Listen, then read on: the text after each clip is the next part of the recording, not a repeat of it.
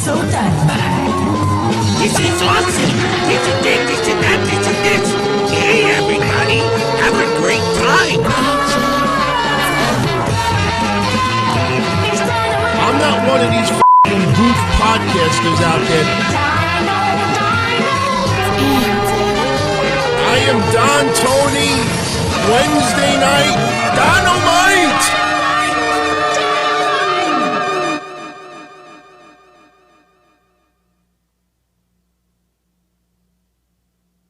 Think WWE's happy? I don't think so. Double or Nothing, he is appearing. Yeah, I know the rumors all week was that Sting was going to be presenting the TNT Championship, but no. Yeah, I'll do the impromptu impersonation tonight. Hey, I get to do my Hook impersonation tonight because of Dark Side of the Ring. But, you know, we'll save it for a little bit later. But first, the formalities. What's up, everyone? I am back once again. It is May 13th, 2020. Welcome to this edition of Wednesday Night Don-O-Mite. I am Don Tony. Many thanks for all of your support. Believe me, it means more than you'll ever know. Shout out to everybody on YouTube. Shout out to everybody on Twitch. I will let everybody know that I think June 1st will be the date that the show will be expanding to Twitch, Facebook, and a couple other streams. But the YouTube chat will always be the primary chat. Definitely working behind the scenes to get it even further. People want me to do the impersonation. You want to know something? This is a God honest truth. Hawk of the Road Warriors, it's not, when I do impersonations, if I try to practice, I'm absolutely horrendous. If I just do it spur of the moment, for some reason, they come off really well. If I overthink it, I screw it up. The Paul Heyman stuff, I never, ever in my life stood in front of a mirror and just impersonated Paul Heyman. But sometimes, they come off pretty good. So, well, I can't, because I fucking thought about it. Maybe later when I do it, Iron Mike Tyson. See, now I'm thinking about it. I got to do it when I'm not thinking about it. It'll come out 10 times better, especially the Road Warrior Hawk one. But maybe we'll do that later. But AEW Dynamite is off the air for tonight. NXT is off the air for tonight. I think I get to gloat just a little bit. Look, hey, almost 11,000 subscribers on YouTube in about 4 months. It's not even, it's 3 months and 3 weeks. I get to gloat about that. We didn't even start the show tonight, and as soon as I put the announcement on Twitter, I get 3 dislikes. Why? Podcasters. Ones that smile to my face and do this behind my back. And you know what I say? I don't give a fuck. I love being me. I love the Donzilla Army, and I love the fact that we just rubbed them the wrong way. I love it. I love it. But last week, doing predictions, and I will save everybody the pain of playing it back.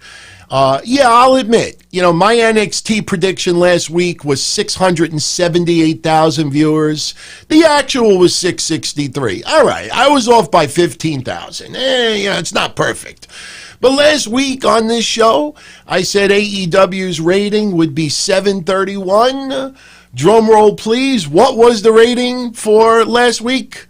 731. Actual 732. One more for the good guys, the Donzilla Army. I will tell you this, and the reason why I opened up with that is not to trigger the haters, but I got to tell you, even though a lot of the ingredients were on television tonight, I don't know, it felt something missing tonight. I don't know, because you have such an insane, look, one of the things, that I stress on these shows.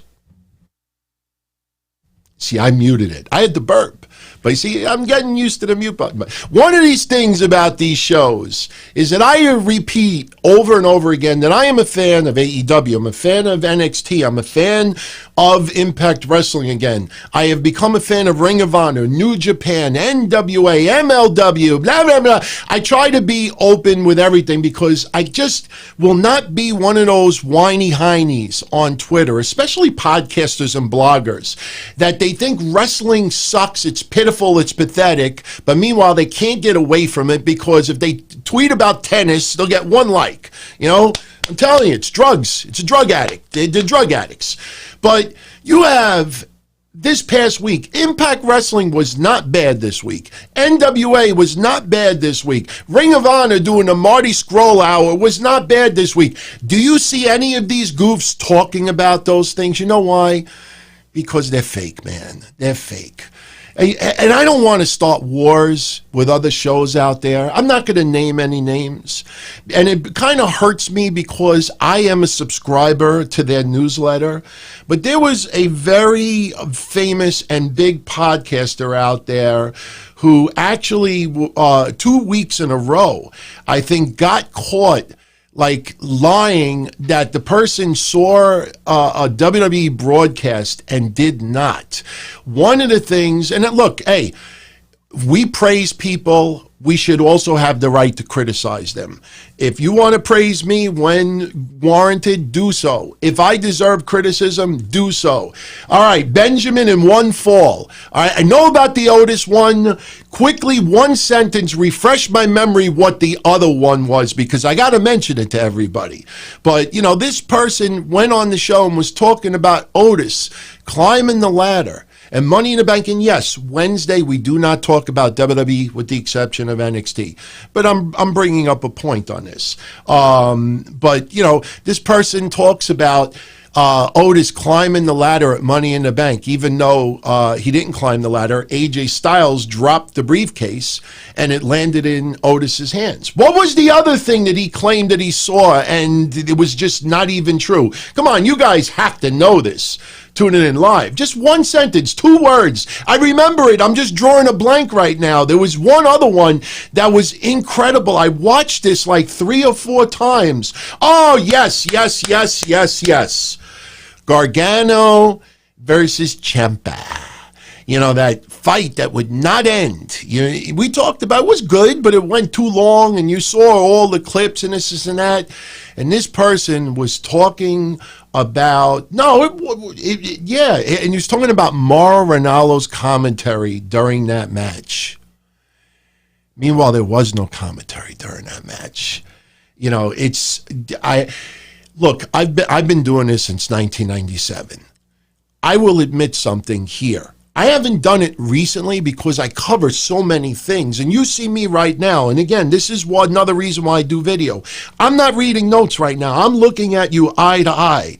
You know, so you see it in my eyes. You can't just ad-lib stuff like this.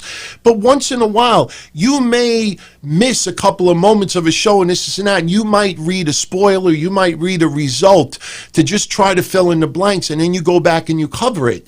But things like that, you know, because when you read results, you usually don't see on people's match results, this person was on commentary or this person wasn't on commentary, and that's how people get caught. That's why since 1997 doing this, and this is why, seriously, I got a lot of bullshit in my life. A lot of parts of my life suck. But when it comes to doing this for all of you and us commingling and talking about things, authenticity will always be number 1 on my list. Maybe because I'm brutally honest, I don't get the number of views that some other podcasters do. Some people out there, you know, they go with a certain narrative because it's popular. Oh, let's all bash AEW. Yeah, that probably does get a lot more popularity online. You know, I say what's inside. And if I want to rip something, I'll rip it. If I want to compliment something, I'll compliment it. And authenticity will always be rule number 1 for yours truly. It will never be like one of those fake goofs online. And it's a shame because some people are very likable and they're fake. And because they're likable, you just can't, you're in denial that they're fake. But eventually they get caught. But, you know, I always be brutally honest about things. And tonight, on AEW, I swear to God, I laugh sometimes when I watch wrestling. I laugh sometimes when I see something on TV. I laugh sometimes when I see Trump and reporters going at it. I laugh sometimes when I go back and see comedies I haven't seen in a long time. Very, very, very rare do I laugh and be drinking something at the same time, and I laugh so hard that the beverage comes out of my nose. Have you ever done that before, where you're drinking something? You know, you might be drinking like this or go, but some people, while they're drinking it, they laugh so abruptly that it shoots out of their nose. I'll never forget, I was in grammar school long, long time ago, and I remember this guy drinking milk. Never forget it.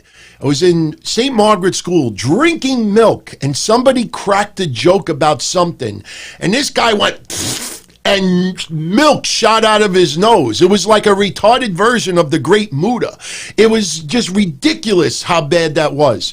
Tonight, I actually got to relive that again. I compliment AEW a lot.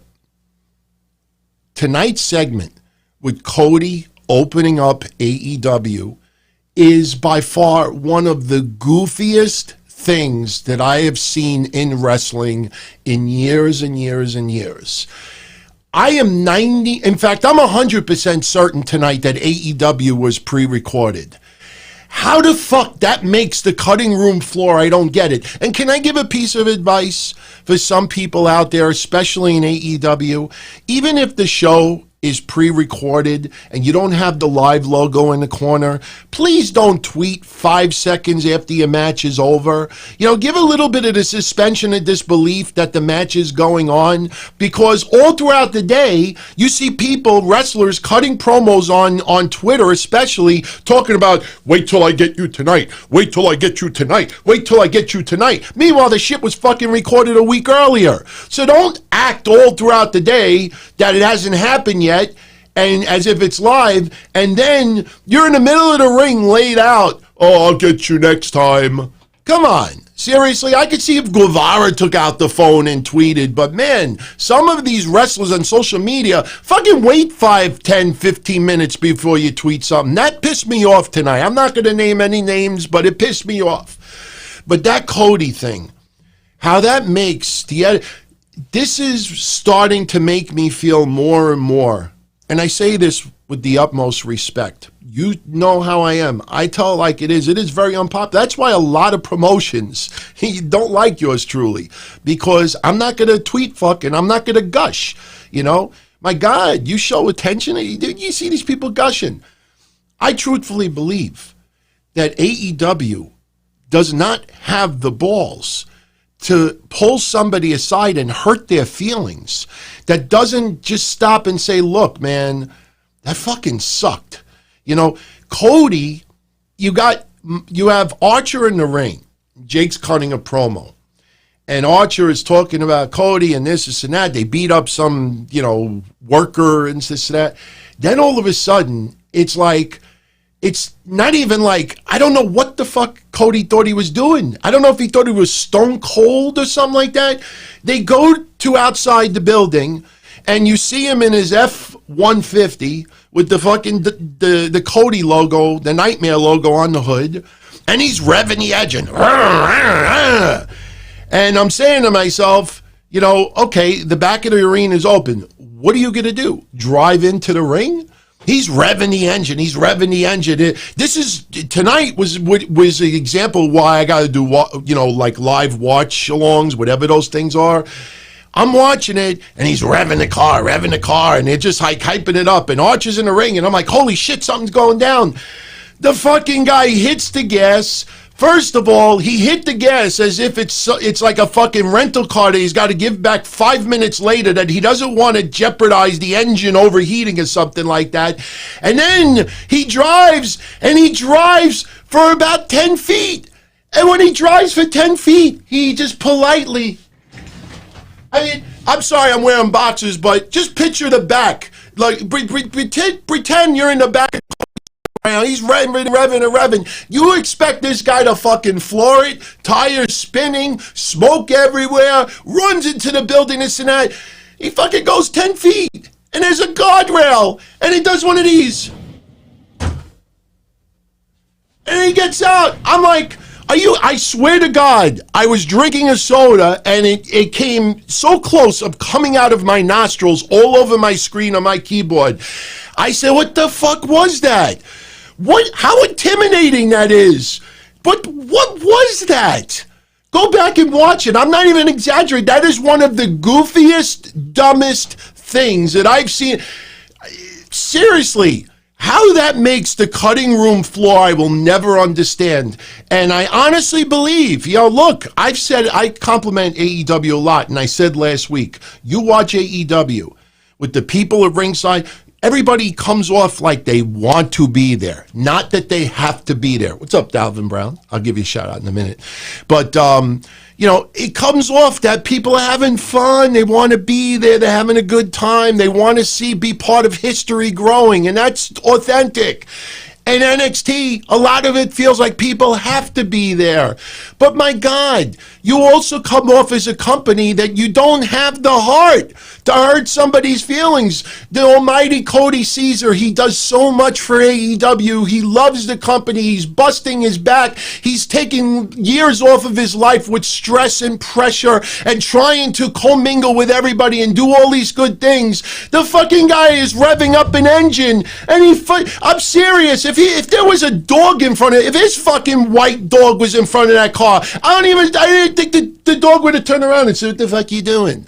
If he would have ran into this dog, into the guardrail, the dog would have been like, you fucking stupid? What was that? Jesus, that was one of the worst. Did I reveal my legs by any chance? Did I reveal? I have shorts on, man. They're not like underwear. They're boxer shorts, but they're like shorts like if you want to go outside and get the papers. It's not embarrassing. It's not like you have to hold like this. There's no, groin area, and I got to pee. I got to pull my pants down. But seriously, what the fuck was that?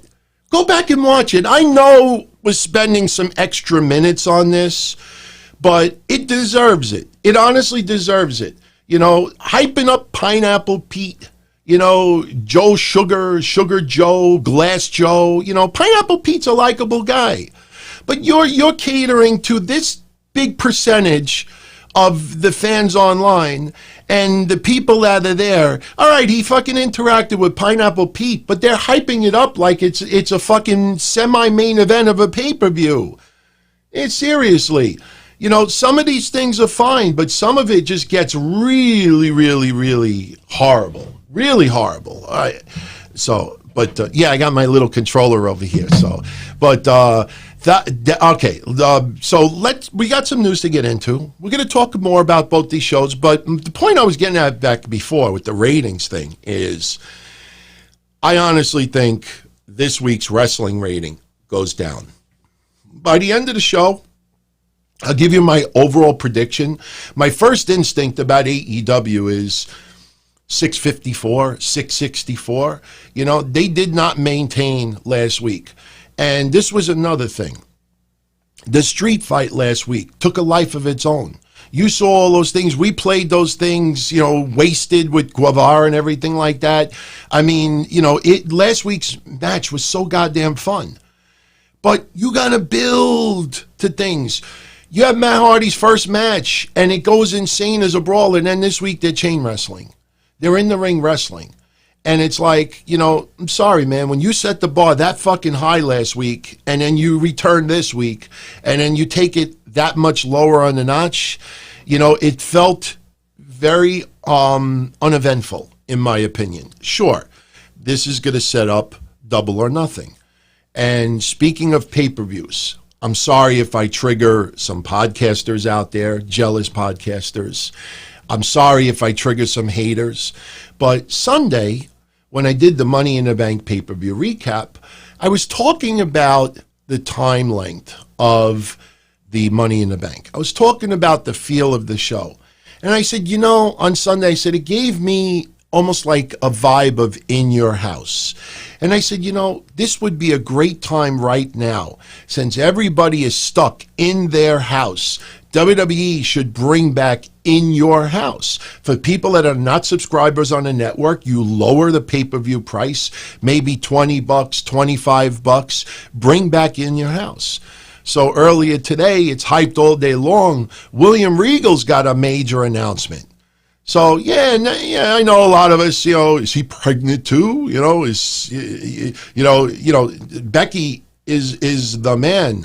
But also William Regal was too. No, see, Becky Lynch is the man. William Regal is a man. Remember? He's a man, such a man. He's a real man's man. No, he wasn't pregnant. But it was weird because Regal's announcement is that DX is going to make an announcement. And DX makes an announcement and they say this. In Your House is look, before anybody says it, I'm not one of those goofs. Oh, they're listening to my show. They're getting ideas from my show. No, sometimes great minds think alike. A lot of you out there come up with the same ideas as yours truly. It's just that we decide to think and other people just decide what gives them the most tweet fucks. Seriously. We think with our brains, they think with their loins. That tingling feeling that they got 58 likes. Oh my God, I feel important. I feel wanted. I'm not such a low-life, lonely loser after all. Until when the pandemic is over and everybody's out going to events and working, they're still on social media. They're tweeting. So, so NXT. In Your House, I think it was June 7th, I believe. They're going to do the NXT TakeOver In Your House. My first reaction to it is great idea. Absolutely great idea. Second thing is expect the show to be shorter. And I'm curious to see if WWE offers this outside of the network. If they do, the price should be reduced. And I think it's a fun idea to do. Absolutely. People should also remember this, and this is something I've been saying for about 2 weeks now, that just because some, events can come back to like 25% capacity or social distancing and this and that, it's not as easy as you think. We originally talked about the idea of doing a wrestling event in a drive-in, which is great if you show it on the screen. But after thinking about it a week, I said, okay, if you put a ring at the end of the drive-in and everybody's there with their cars, you could expect some jabroni cutting a horrible promo, and instead of having all the fans go, what? You're going to hear honk, honk. Everybody's going to be beeping their horns. Could you imagine some people deciding to put on some fucking X-rated, hip-hop rap in the middle of the match? Because some wrestlers do come out to a dead crowd, and after the theme music is over, could you imagine somebody in their car with a booming system, just starts cranking it up, and, fuck the police, and yeah, motherfucker. Oh, my God, it's just a disaster waiting to happen. And thank you for the compliments for the Mike Tyson shirt. I've said for years and years, big fan of Mike Tyson. I didn't just go out and buy this shirt the last 30 minutes simply because, hey, Mike Tyson could be in AEW. But I'll say this, man. WWE cannot be happy with Mike Tyson, showing up at Double or Nothing. Sure, Bret Hart showed up at AEW, and sure, DDP has and others, but, Mike Tyson, you think of Mike Tyson, you think of all the WWE stuff. Now, he's doing it. Now, look, I know MLW last week, Court, I look, everything that happened many years ago with him, with his shit with Florida, let's forget about that. But the thing with him is, you could see some of the desperation sinking in. Mike Tyson training to come back for a boxing match, and everybody is trying to use Mike Tyson's name to get a little bit of publicity. So one of the dumb things I saw last week was MLW saying, "Oh, we would seriously love to have Mike Tyson come in for something MLW, and he's training for a return." And just because like they share like the same company, or they're the neighbor of somebody's aunt's cousin, and they both know each other, and this, or they went to the doctor and got COVID tested together, there ain't no fucking chance Mike Tyson is showing up in MLW. That is just for, yeah, Ethan, 10 dislikes already. You don't understand, Ethan. There are mostly podcasters that are bitter bitches that yours truly went to video. They are bitter bitches that I like riding solo and doing my own thing. The more success the Donzilla Army has and the more we grow, the angrier they get. And honestly, I talk about how they feel, like it's a drug when they see how many likes. Of course, I don't like the dislikes here.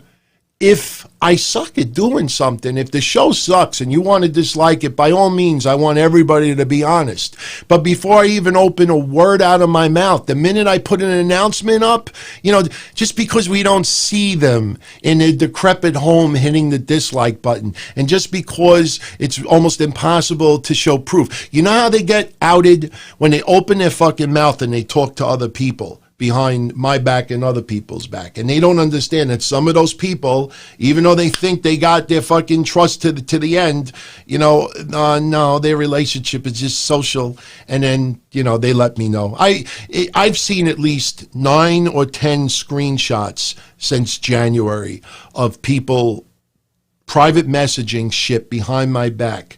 And honestly, there's 2 ways to go about it. I could get into a massive social media war with some of those people and put it up and say some horrible things.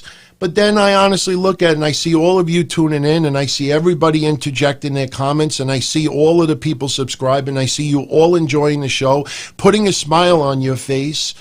That is the ultimate. That is the ultimate revenge. And I always give that advice for every one of you out there. Don't get baited into social media wars. People want to try to bring you down. Take that as a compliment, because the more success you have and the less success they have, they're very bitter and jealous over it. So by putting you down or putting other people down, it makes them feel better. But at the end of the day, I wrote about it earlier today. I'm working 4 jobs right now because I got a lot of crazy bills. I'm trying to get married in a year and a half. I got, a future I'm trying to build, and I'm not a spring chicken. I'm a little late to the game in doing all this stuff. So, if I got to pay my bills and I got to save my money, unfortunately, I got to do some extra work right now that I don't enjoy. I don't like doing deliveries with groceries and climbing 5-6 flights of stairs of a case of Poland spring water, and then doing this for 2-3 hours after I just spent 6 hours in my office. Then I got to do taxes. Then I got to deal with this part. Today I bought a new cell phone just for customers, because I'm sick and tired of having customers call me at 11 o'clock at night, 6:30 in the morning. I just got into an accident. What should I do? So haters are always going to hate. It'll never end. But when you get under someone's skin that bad with success, you're doing something right, man. Seriously. That's why when I say the Donzilla Army, and I really appreciate each and every one of you out there, that's not a lie and that's not pandering. That's me. I'm telling it to you straight up, face to face. I absolutely love it. We're all in the same boat together.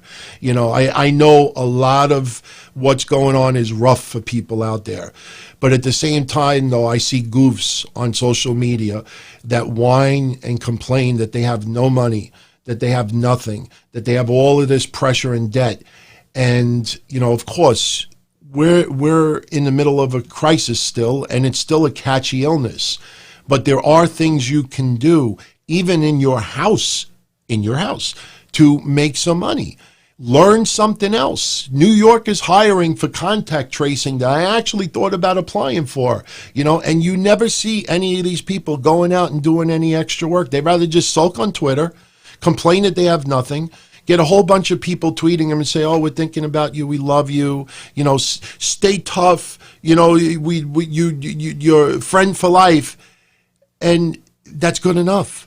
Tweets don't pay the bills. Do I want to tweet or do I want to eat? So Seriously, man, the dislikes that people put, I take that as a badge of honor, because just imagine someone in their 30s, 40s, 50s, and even 60s, because there's one guy over 60 that shits on me big time. Just imagine them at home, grown-ass adults, no job, no money, no relationship for the most part, and the biggest thrill that they got on Wednesday night was laying in their bed and hitting a dislike button on a YouTube channel. Honestly, I don't see you doing it with my eyes, but when I think about that, I want to fucking blow a load on my lap right now. It's just think about that. When you see some of these goofs tweeting some of the stuff that they do, you know, just imagine if they had a significant other next to them, a boyfriend, girlfriend, or whatever. Could you just picture that person saying that stuff in front of us? If I was that person, I would just walk out of the fucking room. I'd be like, what are you, fucking 10? So hell with them, man. I agree with you, Dave Anthony. You know, fuck them. Fuck them all. Fuck them all. But anyway, let's get back to the show, and let's not talk about goofs for the rest of the show. Let's make it a goof-free show. And I think you want to know something? God honest truth, I'm going to be dead serious right now. Nothing, Dave Anthony, I don't follow the Mark Report much at all. So I swear to you, what I said tonight has zero to do with the Mark Report. I mean, I see little things here and there with them, and, I don't know, how good or how bad they are, but no, definitely not one of them. Juice Giorgio, fathers, nephews, sisters, cousins, former roommates. I absolutely agree, man. And Dalvin Brown, yes, with the shirt. And don't forget that some dumb chump goof for Fansided and his article piece. Mike Johnson locked his Twitter. Oh, yeah. Mike Johnson said some dumb shit about Becky Lynch, got railed for it. Now he's got his tweets protected. These people can't handle it, man. Come on, you see some people's pages out there. They talk about how they're tough as nails, that they eat nails for breakfast. And you go against them on one particular topic, and it's like you just totally rocked their world. You kicked their fucking animal in the balls. Seriously, you punched their mother in the mouth. You can't say, you drove Cody style into their... My God, that thing with Cody today. Oh, my God. Did Mambo Mike actually ask me tonight to do the O's? Oh, yeah! See, I didn't have to think about that one, but... So anyway, let's get back to stuff, shall we? And again, thank you for the support. I really appreciate it. Now, we were talking about MLW with Mike Tyson. I found something that I found very interesting. And it's not a big deal, but I just want to show you where someone is trying to claim that they're doing the right thing, but if you actually take a step back and think about what they're saying, it honestly makes no goddamn sense. And people are starting to get concerned about some promotions out there that they may never recover from this. Because, and I'm not saying MLW is going to be one of the casualties because of COVID, but there's one promotion right now, and honestly, it would be totally unfair if I started mentioning the promotion's name. It's similar to when we had those releases on April 15th with WWE. It's when those goofs out there were saying Ember Moon is next and others. And I'm like, shut up. You don't fucking know that. And it ended up she wasn't released. Imagine how she must have felt, because some people did find out through social media that they got let go. All right. It's just people just talk stupid. But fans are concerned, and MLW is one of the promotions that fans are worried about. And Court Bauer, which just totally confused the shit out of me, puts this tweet up. They ask, when is he coming back? Now, let me read this, because on paper it actually sounds like a decent excuse. It depends on how reopening goes, combined with better testing, treatment, and possibly a cure and a vaccine. We are following Dr. Swegler, whatever the person's name is, and medical experts. Prudence over pushing to be at the front line of reopening. Trust me, we want to be back, but we want to do it right. Let me interpret that a little bit. Without the fucking fans buying the tickets MLW, they don't make enough on pay-per-views that they could just book empty arenas, charge whatever they want to charge, and that covers the bills. They got to pay plane fare. They got to pay for this. They got to pay for that. So saying that, oh, we're waiting until this and we're following the doctor's orders, you ain't following no fucking doctor. You got no goddamn choice because, number one, you got to make all these expenses and you can't have fans in attendance. Fans won't buy the tickets right now because they can't. Fans do not go in droves to buy pay-per-views. That's why you see Impact Wrestling launching this podcast, NWA launching their second podcast, which we'll talk about later. This one does pay-per-view. This one launches this.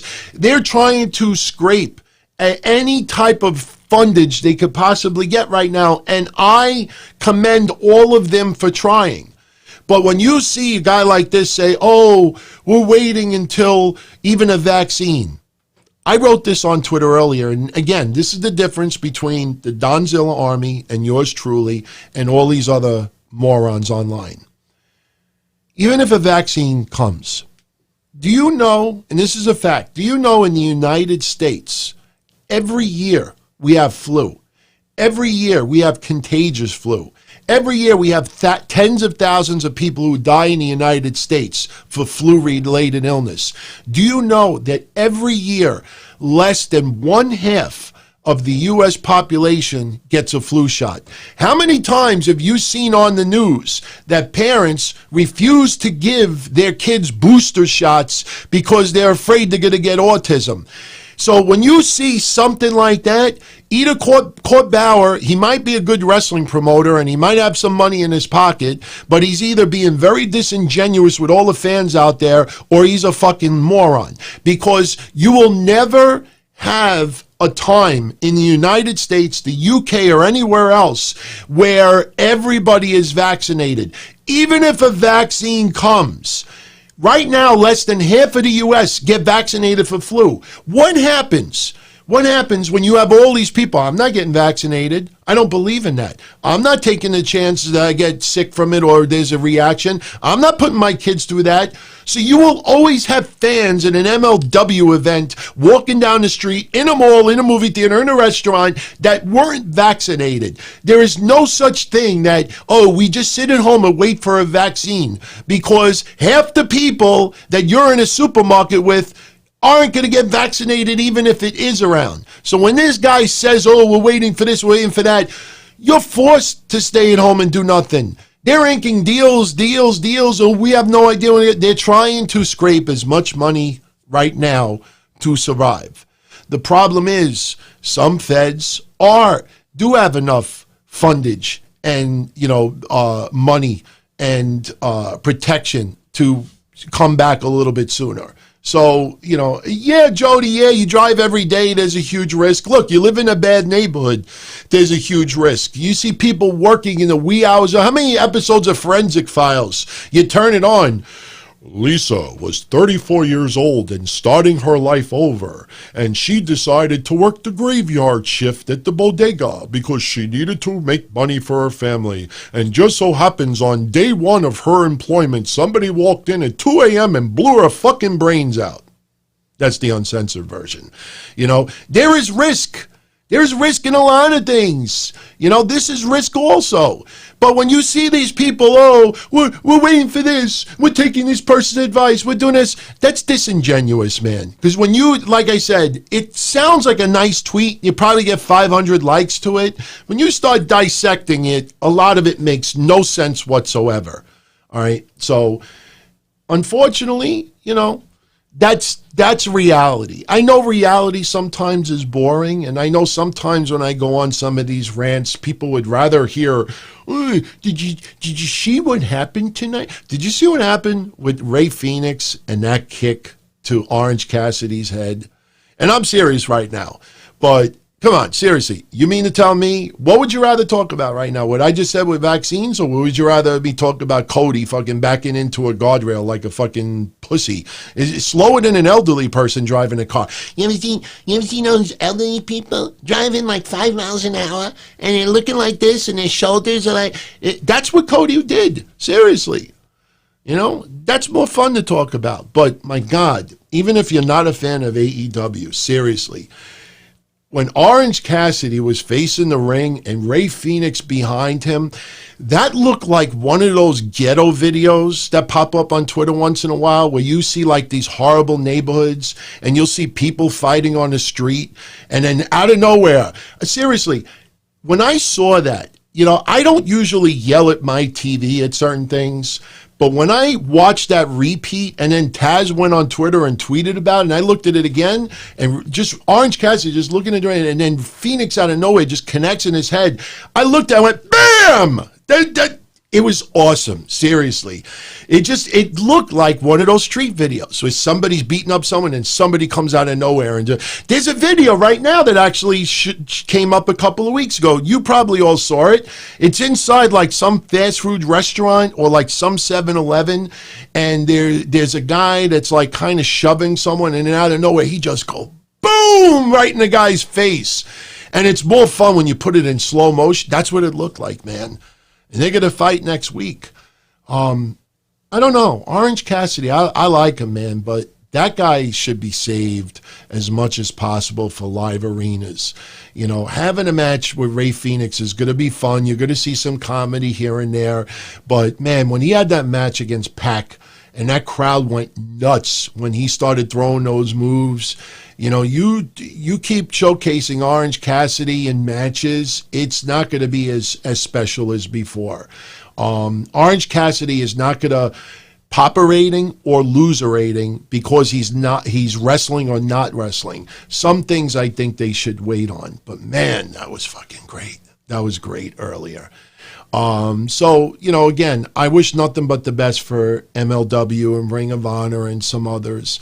They're really trying to, just try to, just live this out. They're just waiting it out.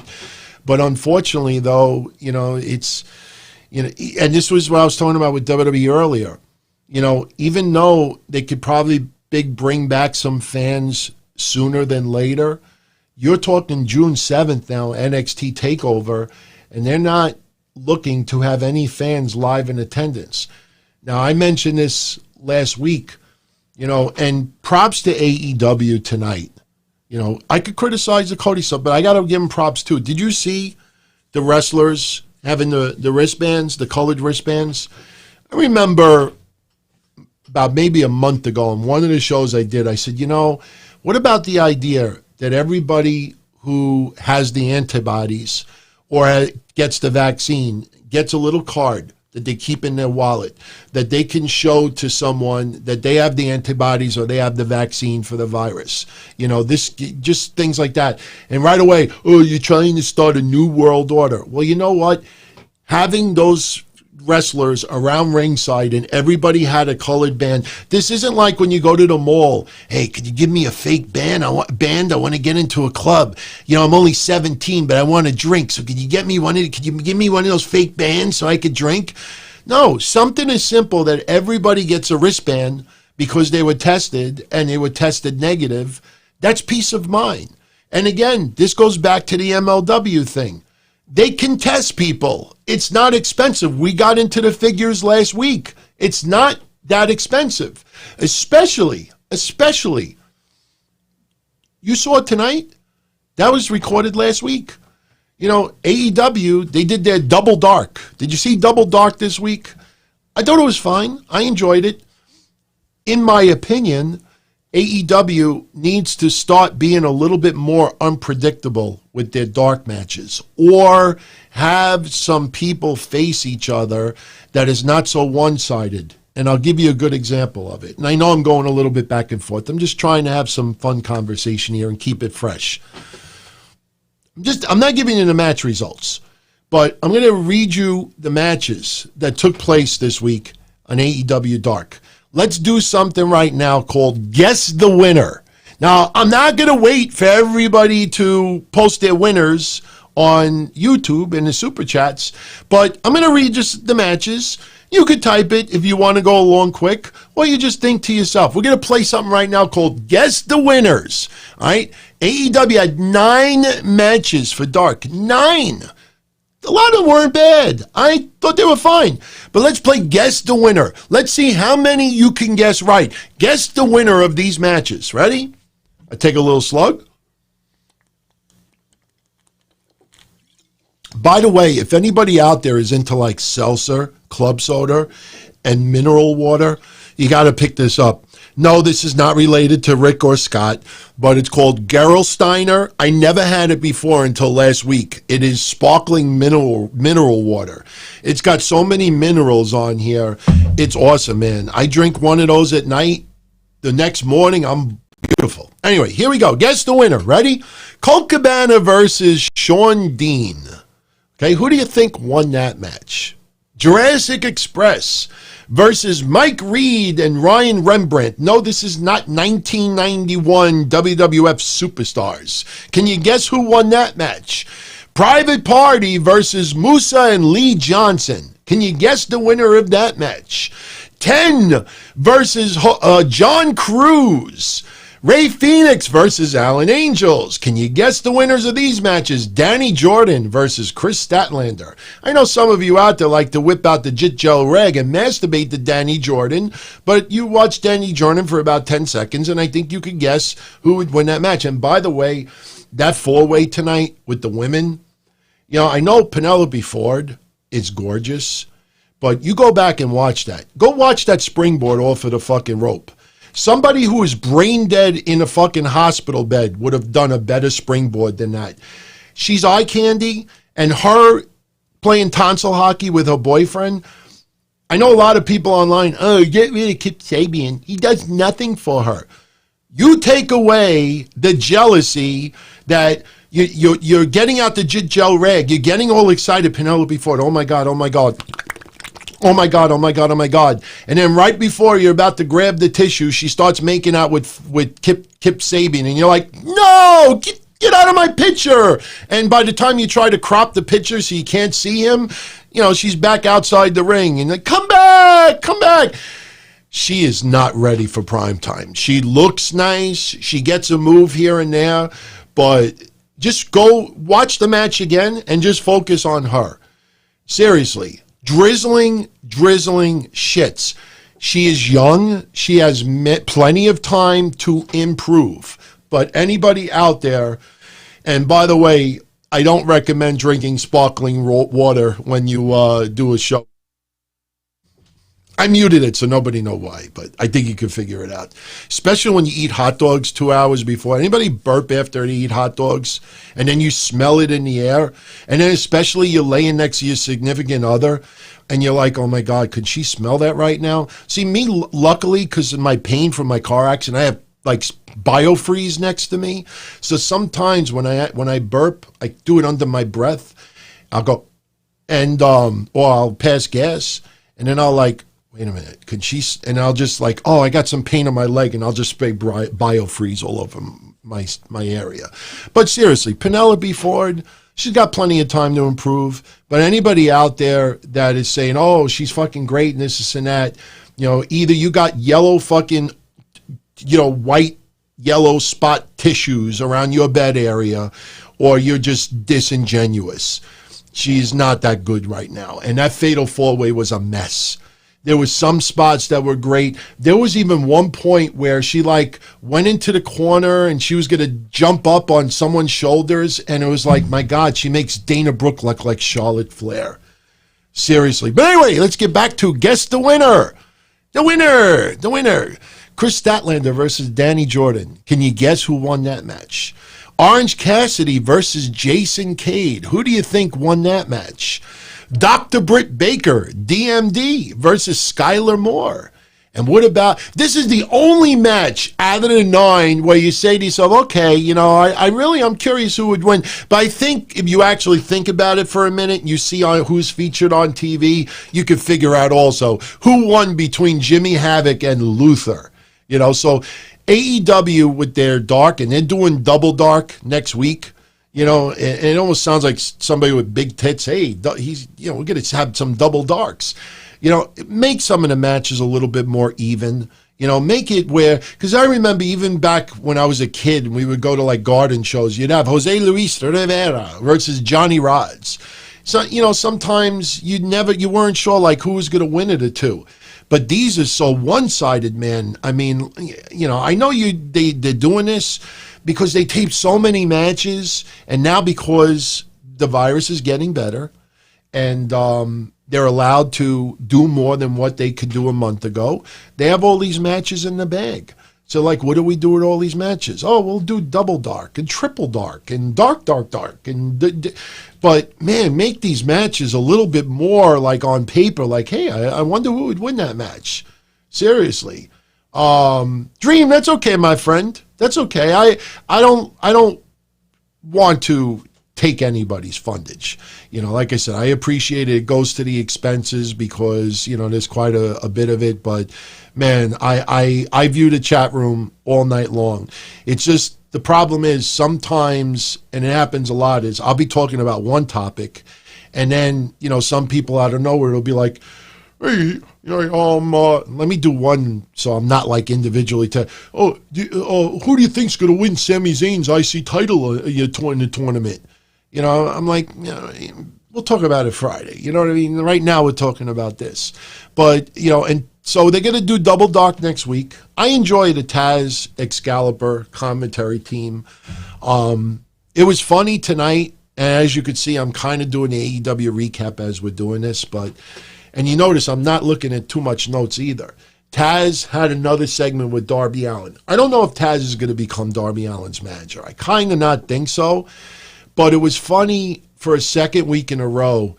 Taz is almost like trolling Darby Allin, like, you were on your back, and if he would have done it slower. I know this is an outdated reference, but since people, we're all talking about Jimmy Snuka, because Dark Side of the Ring, but I always remember the Empty Arena segment with Vince McMahon and Jimmy Snuka, and it was the thing with Morocco, and Vince, like Snooker is like getting angrier and angrier.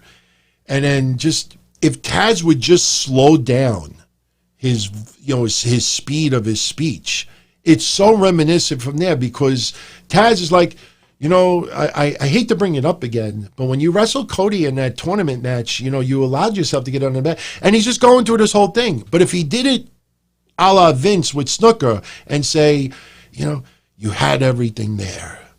You had him on the floor, but then you climbed to the rope and you missed.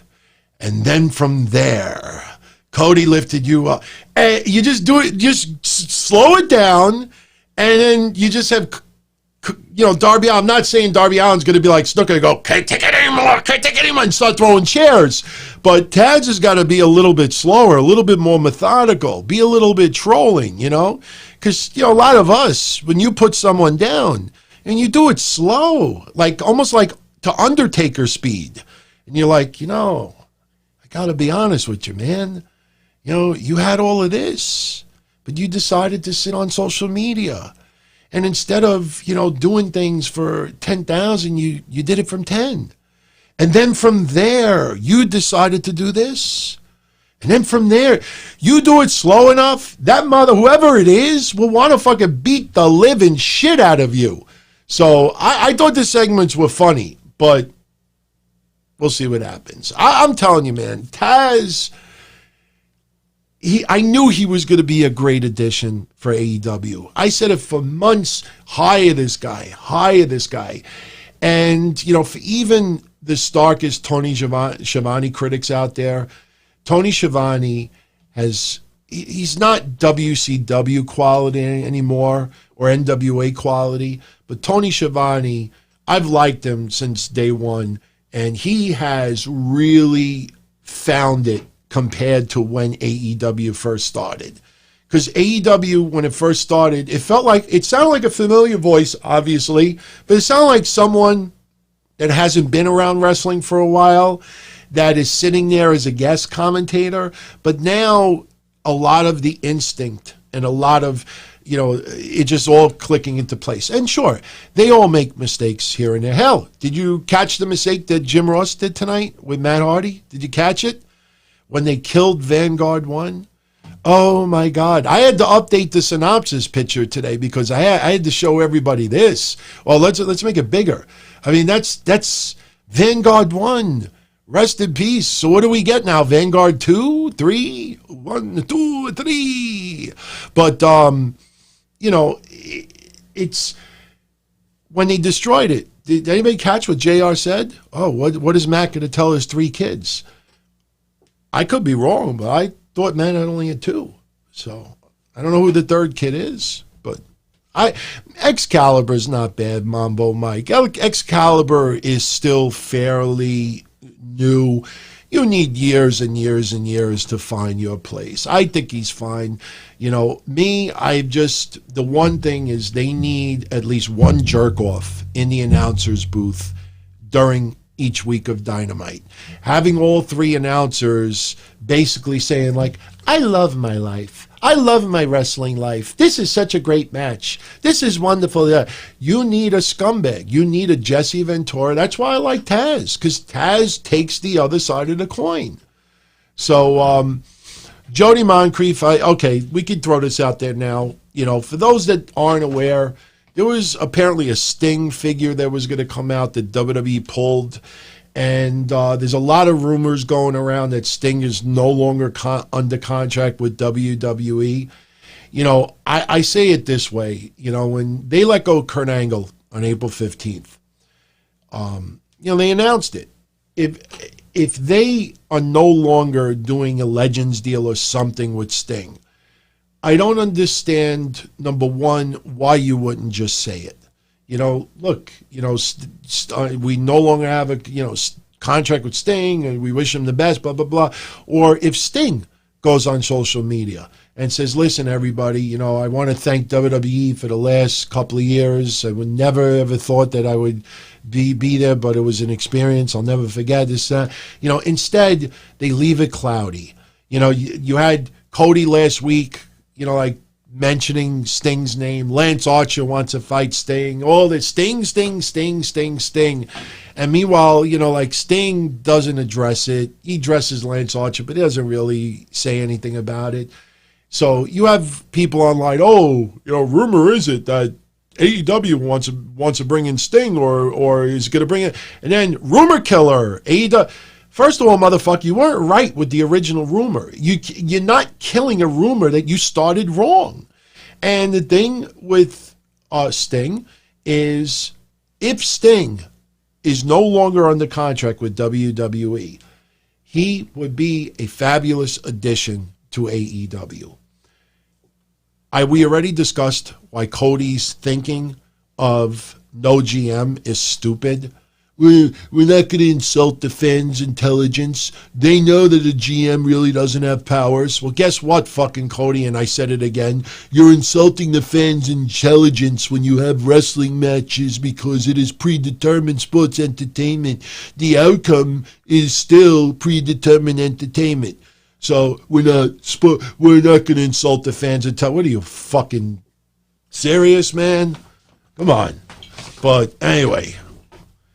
So, see what I mean? Stunner is asking me about, cell phone carriers and charging, and we're talking about Sting and AEW. I say that jokingly, but, that's why sometimes, I try to purposely segue into other discussions so we can get into some of these things. But, honestly, as far as New York or any state putting limitations on stuff, honestly, I don't fucking pay attention to it anymore.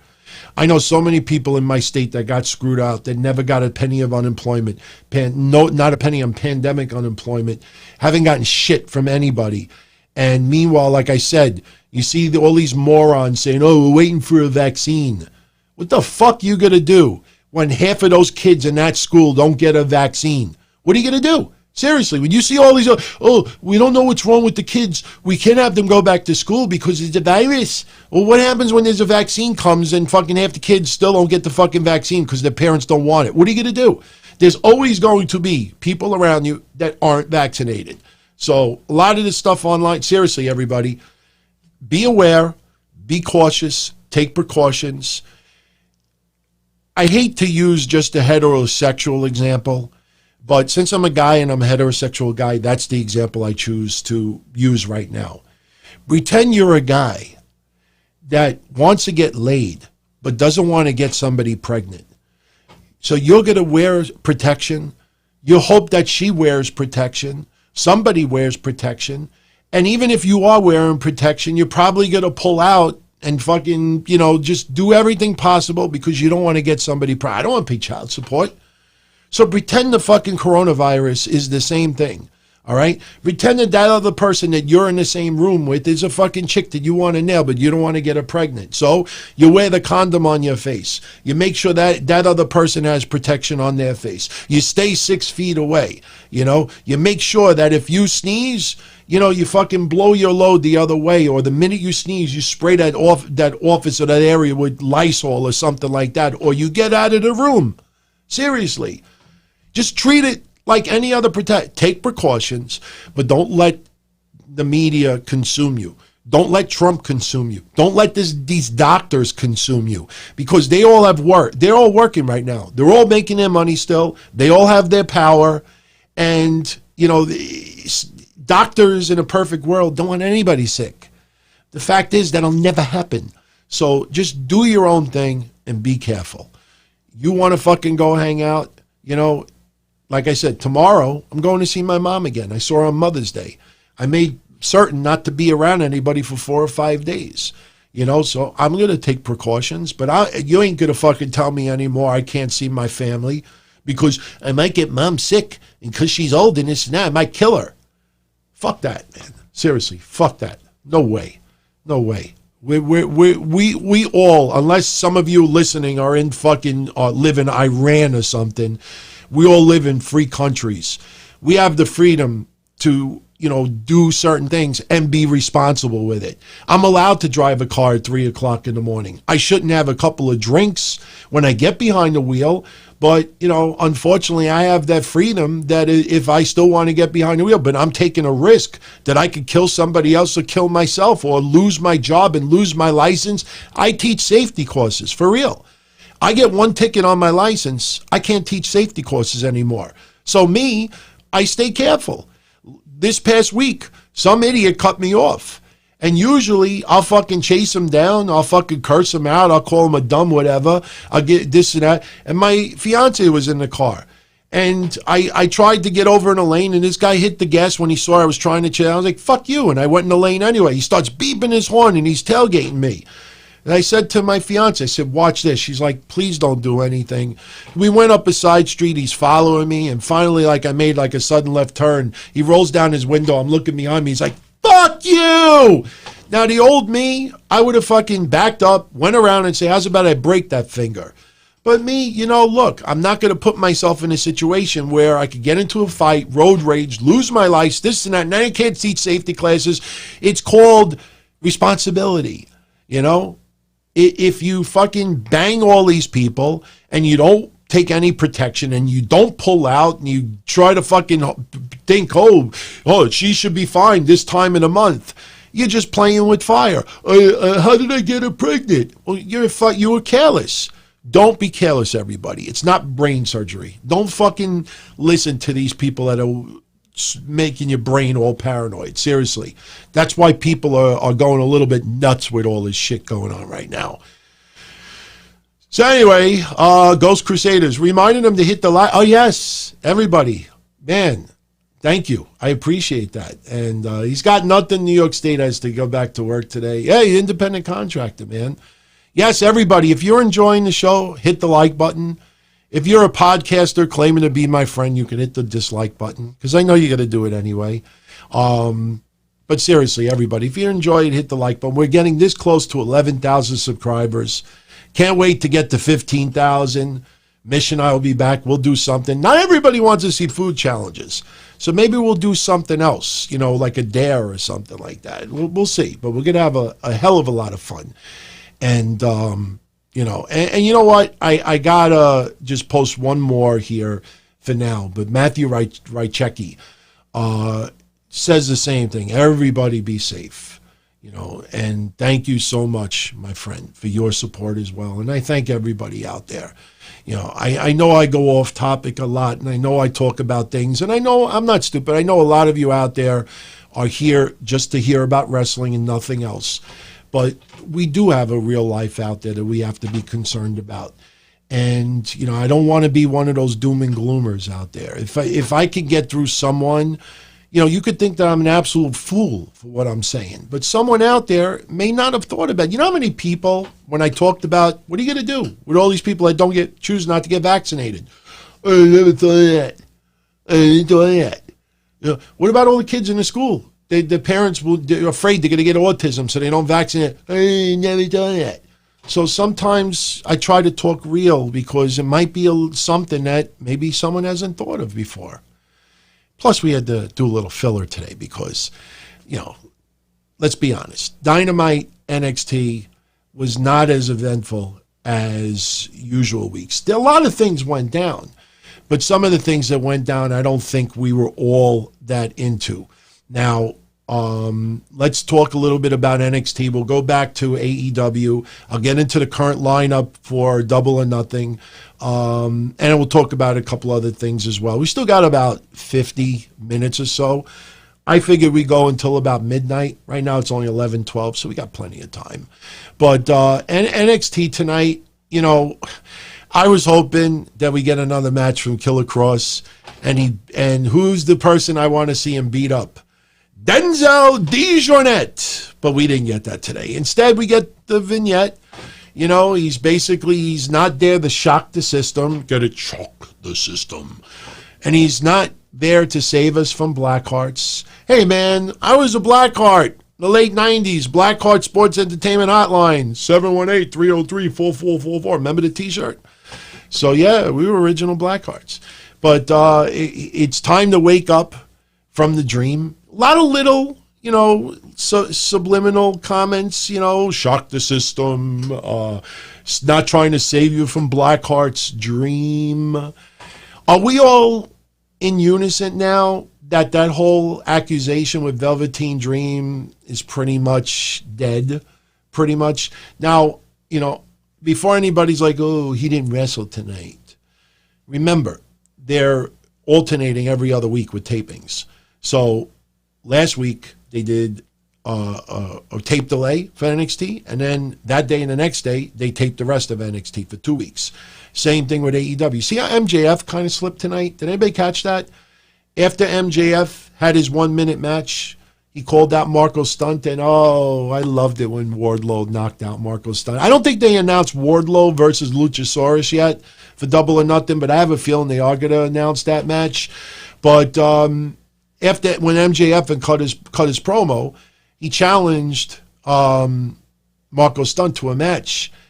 And because they're taping multiple nights, multiple weeks in the same night, he's calling Marco Stunt to come out now and fight. But it's not supposed to happen until next week. Again, I don't understand, how you don't... I don't think that was live. How do you not say... Be a little bit fucking... So what you do it over? You think Joey Janela is going to, contact his friend on social media like, you're not going to believe this. You're not going to believe this. You didn't hear from me. You're not going to believe this. Breaking news, but they redid an MJF's promo. Seriously? Come on. It's not a big fucking deal. Redo it. Redo it. So anyway. So we didn't get Killer Kross in a match today. He wrestled last week. Look,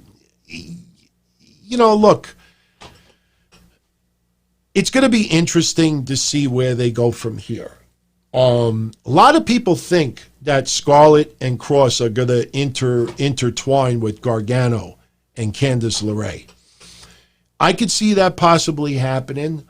When you see them still sitting at the dinner table looking at videos and what he did to Dijakovic, this is all recorded the same day, all these things that are recorded. But NXT felt like it was missing something today.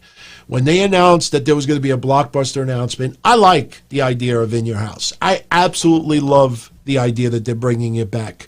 They bring back, hopefully, the old logos, the retro graphics. let's see if they bring back, any old school people to, maybe make an appearance here and there. Sure, NXT wasn't around. I don't know if they made a mistake. I could have sworn that they said on TV that it was the 20-year anniversary for In Your House. It's actually the 25th anniversary for In Your House. In Your House started in 1995. I remember it very, very well. But that was a good announcement. I'm not going to say that it wasn't. But other than that, just some of it felt a little bit uneventful. Indy Hartwell versus Tegan Nox only went about 3 minutes. Indy Hartwell, talented, no rush, just got there. But, the match just fell flat, in my opinion. The big news tonight, obviously, was Matt Riddle and Timothy Thatcher losing the tag team titles to Marcel Barthel and Fabian Eichner. Look, Walter obviously is the number one guy in Imperium. I think some people out there, they'll tell you now, they'll remember, but I think some people out there don't remember that Timothy Thatcher was part of Imperium in WXW. So who knows? Maybe Timothy Thatcher ends up joining that group. I'm not saying it's going to happen. I never liked Thatcher with Riddle as tag team champions. You remember that. Sure, what's going on with Pete Dunne and not being able to perform right now really sucks. They're not going to give interim championships to every person who cannot compete right now. Take notice of John 414, for Friday. They're doing the interim championship with Jordan Devlin, but they're not doing it with Sami Zayn, for people I can't figure out. Some people still don't even know why I say John 414 says, I just reported your ass. We had Austin 316. Remember, Austin 316 says, I just whipped your ass. John 414 says, I just reported your ass, because I've been saying this for a while. I've saying it since April 14th, that I think John, I hate accusations, but just guessing. I think John, that told Florida, shut down WWE. They're forcing people to work. They're threatening people of losing their jobs if they don't show up to work. I look at everybody, and I said this before on another show, I looked at everybody on the roster that is not competing right now, from Kevin Owens to everyone else, and I say to myself, who could possibly be that dickly to contact Florida government and have them shut down WWE, which could lead to additional releases because WWE is not performing and bringing their workers in? And the only person that kept coming back to me was him. So that was done on April 14th, and that's why I always say John 414. I think Sami Zayn is John 414. I hope I'm wrong. If I'm wrong, I'm dying to know who it is. So, but, Riddle and Thatcher, I didn't like him as tag team champions. Thatcher's dumb reason for walking off on his partner today, he's having me perform for game shows and this is that. You're a goddamn, and I'm talking storyline right now, you're a goddamn tag team champion. How many years in storyline do we turn on NXT? Bro. He was doing comedy with Pete Dunne.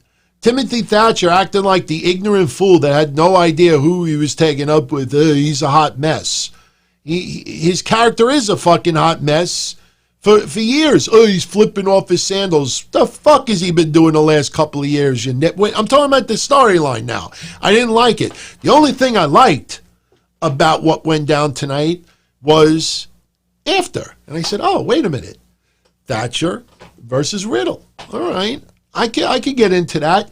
Kind of wish it would have been saved for In Your House, but it kind of ended a little bit abruptly today. So maybe we get Riddle against Thatcher at In Your House. Maybe this gets Riddle to the next level. Hey, I know we don't talk about Raw or SmackDown on the shows, but, I brought it up Monday how they brought back the wild card rule. They're calling it a little different, but they're bringing back the wild card rule because they have a lot of people in the same area in Orlando. They're trying to get some ratings built up. They're trying to get some additional fan interest. Roman Reigns is not there. You know, some people aren't wrestling as much as they used to. They let some people go, so they want to commingle a little bit. And hell, maybe Matt Riddle challenges someone on SmackDown, challenges someone on Raw, and maybe Matt Riddle goes to the next level right now. So, you know what, Benjamin, you're right. Let's stay in the storyline. What happened with the game show? Thatcher said he doesn't own a TV. So maybe Thatcher didn't know about Riddle, bro, because he doesn't watch it, bro. I don't mind it, man. I don't mind it. But I'm very curious where this brings Riddle. I have expressed my personal feelings on Riddle in the past for certain things, but everybody grows up and matures a little bit. So I'm not going to hold that against him for his entire wrestling career. But I'm very curious to see. Maybe it's time for Riddle to go to the next level. Let's see what happens. Yeah, I don't have a TV in 2020. I agree, man. I agree. My God, he's in a hotel room. What does he say? Give me a room without a TV. Give me a room without a TV. So anyway, so they split up. You know, Thatcher's in the back, and it was funny. Riddle, what was that out there? It is what it is. So, but hey, so Marcel Barthel and Fabian Aichner are now your new tag team champions. We'll see who they feud with next. It's going to be interesting if the Undisputed Era get involved with this, because, you know, anybody feel like they kind of felt like a little bit of a ripoff of the Bubbly Bunch tonight? I'm not so sure. I know some people wrote that. You know, the latest thing with the pandemic is Zoom. Hell, you know, we were going to do a game show thing. You know, a good friend of the show's, Oliver Norgrove, was going to host a little game show thing. And we thought of the idea of going on Zoom, and he was going to host. He was going to be the one asking the questions, and we were going to do DTKC versus Wrestling Soup. 2-on-3, handicap match, trivia, see who's, you know, and unfortunately not everybody wanted to be part of that. But Zoom is the latest thing. You see, you know, other promotions doing it. You see people online doing it. Zoom, zoom, zoom, zoom. What was that? What was that song? Zoom, a zoom, a zoom, and a zoom, zoom, zoom. Just shake it. All I want to do is a zoom, zoom, zoom, and a boom, boom. This fucking fat older Guido is actually, all I want to do is a zoom, zoom, zoom, and a boom, boom. Just shake it up. Rump shaker, yeah. I'm telling you, that was my music back then, man. Check, baby one, check baby one, baby two, baby three, check. I don't know. Anyway. All I want to do is a zoom, zoom, zoom, and a boom, boom. I think I tweeted that once. And I remember some people like, huh, what? Wasn't that song too? Huh, what? Anyway, I like the Cruiserweight Classic now, even though some of these records are a little bit uneventful. Now we're getting in crunch time. And now we start seeing who has a chance in the tournament and who doesn't. Tonight, Jake Atlas beats Tony Nese. Tony Nese from my neck of the woods is 0-3. Get the fuck out of here. Go flex your losing streak. Jake Atlas goes to 2-1. I know a lot of people out there tried to be stand-up comedians making fun of Jake Atlas since he's debuted in NXT. They have no idea of his backstory. And he actually is fucking talented. And I saw a match between him and Killer Kross that actually was pretty damn fucking good. Jake Atlas is a lot more talented than I think people think. But, you know, people don't give people a chance. But the thing that confused me about today was the match between Isaiah Swerve Scott versus Jack Gallagher. Swerve Scott cuts a promo and says, hey, man, it's do or die. I lose this, I'm out of here. So what I don't understand is going into the match, Swerve Scott, I think, was 1-1, and Gallagher was 0-2. He says, like, it's do or die. So now he's 1-2, if I'm correct. He's 1-2, and Gallagher's 1-2. So why are people online saying that Scott is eliminated if they're both 1 and 2? We're not going into TNA rules where you have 55 extra stipulations. Well, if this person has the same record as this person, but they wrestled on this time in a month, or then they're not going to go into TNA territory. They're both 1 and 2. So, I don't know what that is. If Gallagher would have came out there, I'm playing spoiler. I'm going to ruin it for Scott. That's different. They're both fucking eliminated, But no, not one of them is not 2-0. No. Scott, I think, is 1 and 2, and Gallagher is 1 and 2, if I am correct. Next week, we have El Hijo del Fantasma, who is 1 and 1, going up against Akira Tozawa, who is 2 and 0. And you already know my feelings on Akira Tozawa. I just don't like the way they've used him the last couple of weeks. And then next week, you got Kushida, who is 2 and 0, taking on Drake Maverick, who is 1 and 1. So the interesting thing about it is, if things end up the way you think they are, remember my original storyline.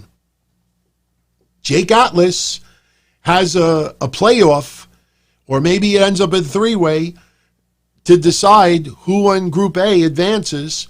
And Jake Atlas, I said this like 2-3 weeks ago, shows all the love and support for Drake Maverick, but at the very end, I'm sorry if this offends anybody, I don't mean it as a pun, but he fucks Drake in the ass, screws him over. Seriously. So Jake Atlas right now showing all the love for Drake Maverick, it seems a little disingenuous in character. I'd love to see, if Drake Maverick is going out and going to be gone from WWE in a couple of weeks, I'd like to see Jake Atlas screw him over in storyline. I think that would add a tremendous amount of heat to Jake Atlas as far as a character, because he is a little bit bland. He's not, overly flamboyant or anything like that. It's hard to do when there's nobody in the arena, but still, it would add a little dimension to this. But if you think about next week, you could end up with Kushida being 2 and 1, Maverick being 2 and 1, and Jake Atlas being 2 and 1. So maybe that leads to a 3-way to see who goes to the next level. Someone will be 3 and 1, the other 2 will be 2 and 2, and they're done. So right now, it's starting to get interesting to see where it goes. But one thing is for certain. If that ends up happening, nobody had any really dominant run. Tozawa being 2 and 0, I don't give a shit about that. If Tozawa loses next week, then Tozawa's 2 and 1. Phantasma's 2 and 1. So, nobody really broke out on this, which you probably would say, that's probably the way they should go. Next week, we also have Ria Ripley versus Io Shirai. As I said, was going to happen with Io Shirai and Charlotte. I'll say it again here now. Expect fuckery next week. Maybe Charlotte gets involved. Who knows? They might end up doing Io Shirai, Ria Ripley, and Charlotte at In Your House War Games. So we'll see what happens. Kaden Carter beating Aaliyah in 3 minutes. The big tease is Robert Stone. Aaliyah might try to join. I like I said, I look at Robert Stone. To me, he should be teaming up with the fucking librarian, whatever his name is, from AEW. Go on the indie circuit. Go wrestle in the Deep South in front of 15 people. Get off my mainstream television. You're not on TV enough where I could go catch a leak. At least Monday, I got my time to have an iconic moment to piss. And in retrospect, and I said earlier today, I think that iconic moment of piss was a perfect 10. By the way, what do you all think about that?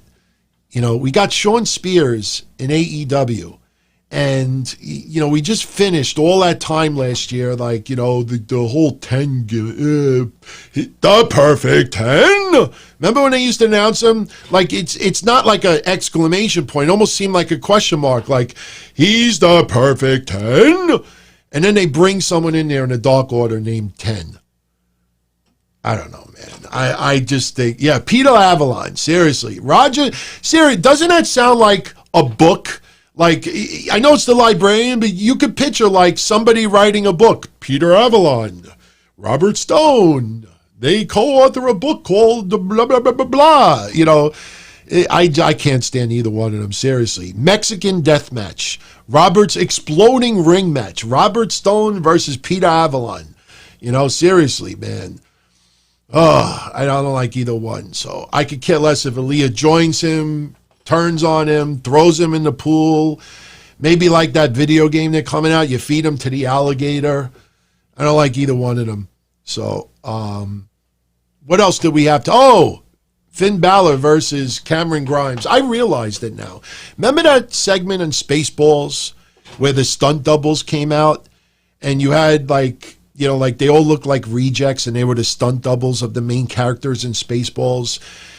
Cameron Grimes looks like the Spaceballs stunt double of Jimmy Jam Garvin. That's what he looks like to me. Like if Jimmy Garvin was still in his prime and he appeared in some dumb movie and they used a bad stunt double on the level of Spaceballs quality, Cameron Grimes is like the low-budget stunt double of Jimmy Garvin. I swear to God. I can't stand him. He beats Finn Balor today because Damian Priest comes out, pipe, shin. Finn nailed in the shin and pinned. Finn, shin, pin. Over. Then after... kind of felt like a little tribute to Triple H and Undertaker. Yeah, Damian Priest put the chair in the ring. He puts it over Finn Balor. Finn Balor's stuck under it. Damian Priest sits down, gets on the microphone. Anybody have flashbacks of Triple H and Undertaker when Triple H did that? I think so. By the way, if you're enjoying this, I would appreciate it if you hit the like button. Unless these goofy podcasters have multiple YouTube accounts, you can only dislike it once. Or maybe I changed their mind. Maybe like, hey, DT's not so bad of a guy. I don't hate anybody, seriously. But at the same time, though, I realize where my priorities need to be. And when it comes to the shows, all of you out there are my priority. And I'm not kissing up. I mean that. So if you enjoy it, hit the like button. It'll show up as a recommendation for someone else on YouTube. And there's probably no better feeling when you see some people on YouTube that don't like me and they're watching their favorite podcaster and then the video is done and they're like, wow, that was such a great... What's this recommendation showing up? You kidding me? I don't hate Mike Johnson, Anthony Diaz. I dislike him. He's a troll and he's a snake in the grass and he did a lot of shady shit back in the day. But, I don't hate him. I don't wish any bad on him. Look, a lot of wrestling is cutthroat, even with podcasting, even with, just popularity and stuff like that, but I don't hate anybody. I swear to God, I'm too old for that shit, man. I don't, even when I ripped Sami Zayn, when people were just ripping me to shreds, I took it. I didn't ask anybody to help me, and if you notice, nobody came to my defense. I didn't need it. It's not that I wouldn't want it, but I didn't need it. Then I started thinking about it. I'm like, I think I did go over the top a little bit. I don't hate anybody, but they do push me. They do push me. There's some people out there, like what happened with Mike Johnson today. He said a lot of nasty shit, not intentionally rabid about Becky Lynch, got destroyed. Couldn't handle it. Protected tweets. You're going to do shit like that. You got to ride out the storm. There's too many people online that talk on both sides of their mouth. They'll make all the horrible jokes about Becky and Seth and this and that. And then when all the stand-up comedy wears off and then they realize, I only got 7 links for this 19th joke about it, then comes the bipolar tweet. In all seriousness, folks, we really wish them the best, and we can't be nothing but happy for them in real life, and motherhood and fatherhood is the most important precious thing, because remember, if it wasn't for our parents, we wouldn't be alive right now either. Take your medicine. Seriously. It's fine. I'll answer this right now. Do I think the Undertaker documentary, people are like, no, that has nothing to do with tonight's show. No, does it lead to a retirement announcement? No, I don't think so, because he's going to go out on his own terms. And, the last match we had with him in the ring was not as bad as we thought. It was a little bit of redemption. I mean, that's what I said about Taker. That's what I said about Goldberg. That's what I said about some people. They need a little redemption. Sometimes when you get redemption, it's almost like a Rocky movie. Rocky loses. a.k.a. Undertaker has a horrible match. The end of the movie, Rocky wins, Undertaker comes back, has a better match. The difference is we're supposed to believe that Rocky retires after, and maybe I could do one more match. But Undertaker's earned that right. Let's be honest. He's earned that right. Dave Anthony, I don't know why the Inner Circle being in here would be disliking my stuff. I actually enjoyed the Inner Circle. I thought the stuff tonight was hilarious. I mean, Jericho, and you know what, before we talk about that, let me finish up my NXT stuff over here. The Undisputed Era doing their Zoom conversation, bashing Velveteen Dream, talking about Dexter Lumis. You know, I thought it was fun. I still don't understand Dexter Lumis with Velveteen Dream. It has nothing to do with black-white. It's just Dexter Lumis, you know, it feels like he should be a monster heel. And he should be beating the living shit out of Velveteen Dream, not joining him. There's something odd with that. Very, very interesting. Very interesting. Dexter Lumis quickly becoming one of my favorites on Wednesday night, without a doubt. The Ria Ripley promo on Charlotte today is to paint the seed or plant the seed for next week. Io Shirai, Ria Ripley, after what Ria Ripley said, you best damn believe Charlotte going to show up next week, motherfucker. She going to interfere. And that may lead to a three-way down the line. And we'll then discuss if there's going to be a title change. We have to wait till the next, you know, turn in the road happens first. We can't assume this early. So I think that is all of the matches for NXT today. Let's talk a little bit about AEW. Now, I think what I should do first is give everybody the current lineup for Double or Nothing, because you understand the match is announced already. It'll make some of what happened today, it'll make a little bit more sense. First off, Moxley versus Brody Lee for the AEW Heavyweight Championship. Right now, Brody Lee is in possession of the title.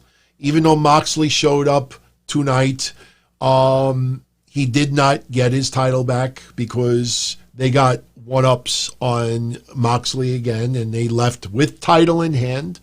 So, you know, that match is going down. We have Cody versus Lance Archer for the finals of the TNT title tournament. Once again,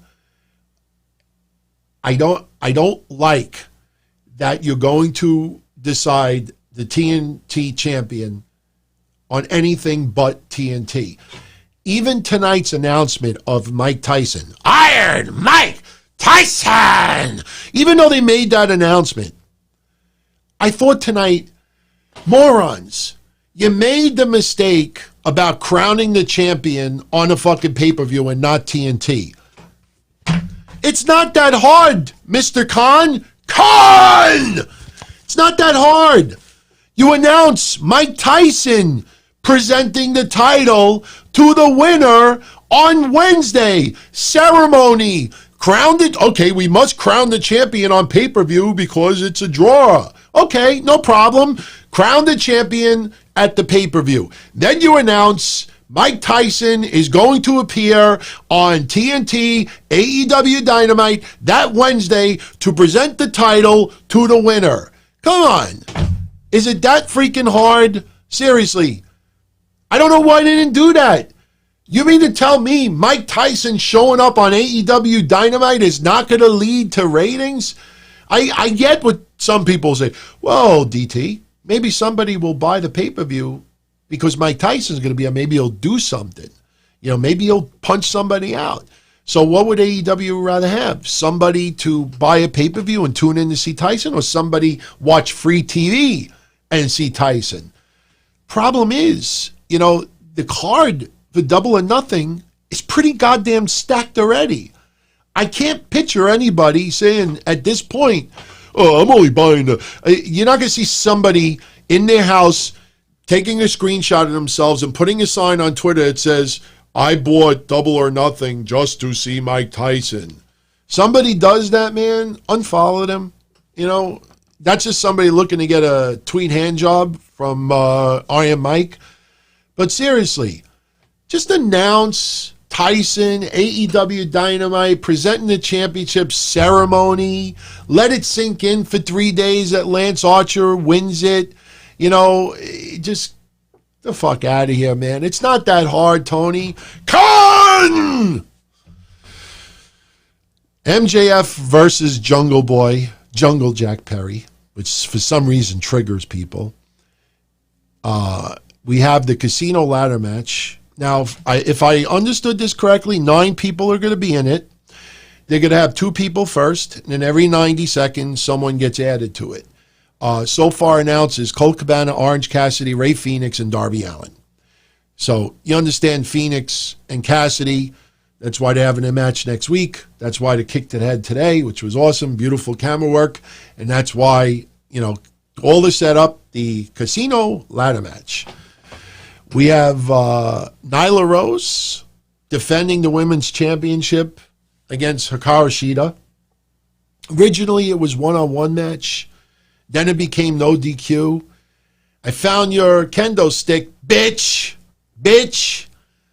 I liked it. I don't mind it being no DQ. Obviously, somebody else is going to interfere. Then the big one. Stadium Stampede. Not Daly's place or Archie's place, but the fucking 80,000 seat arena. I expect footballs being thrown. I expect some very odd cameos showing up. I have a feeling we'll see a couple of cameos that WWE is going to look like and be like, man, we should have fucking put that person on our show. It is going to be wild. And that I'm almost guaranteeing is going to be pre-recorded.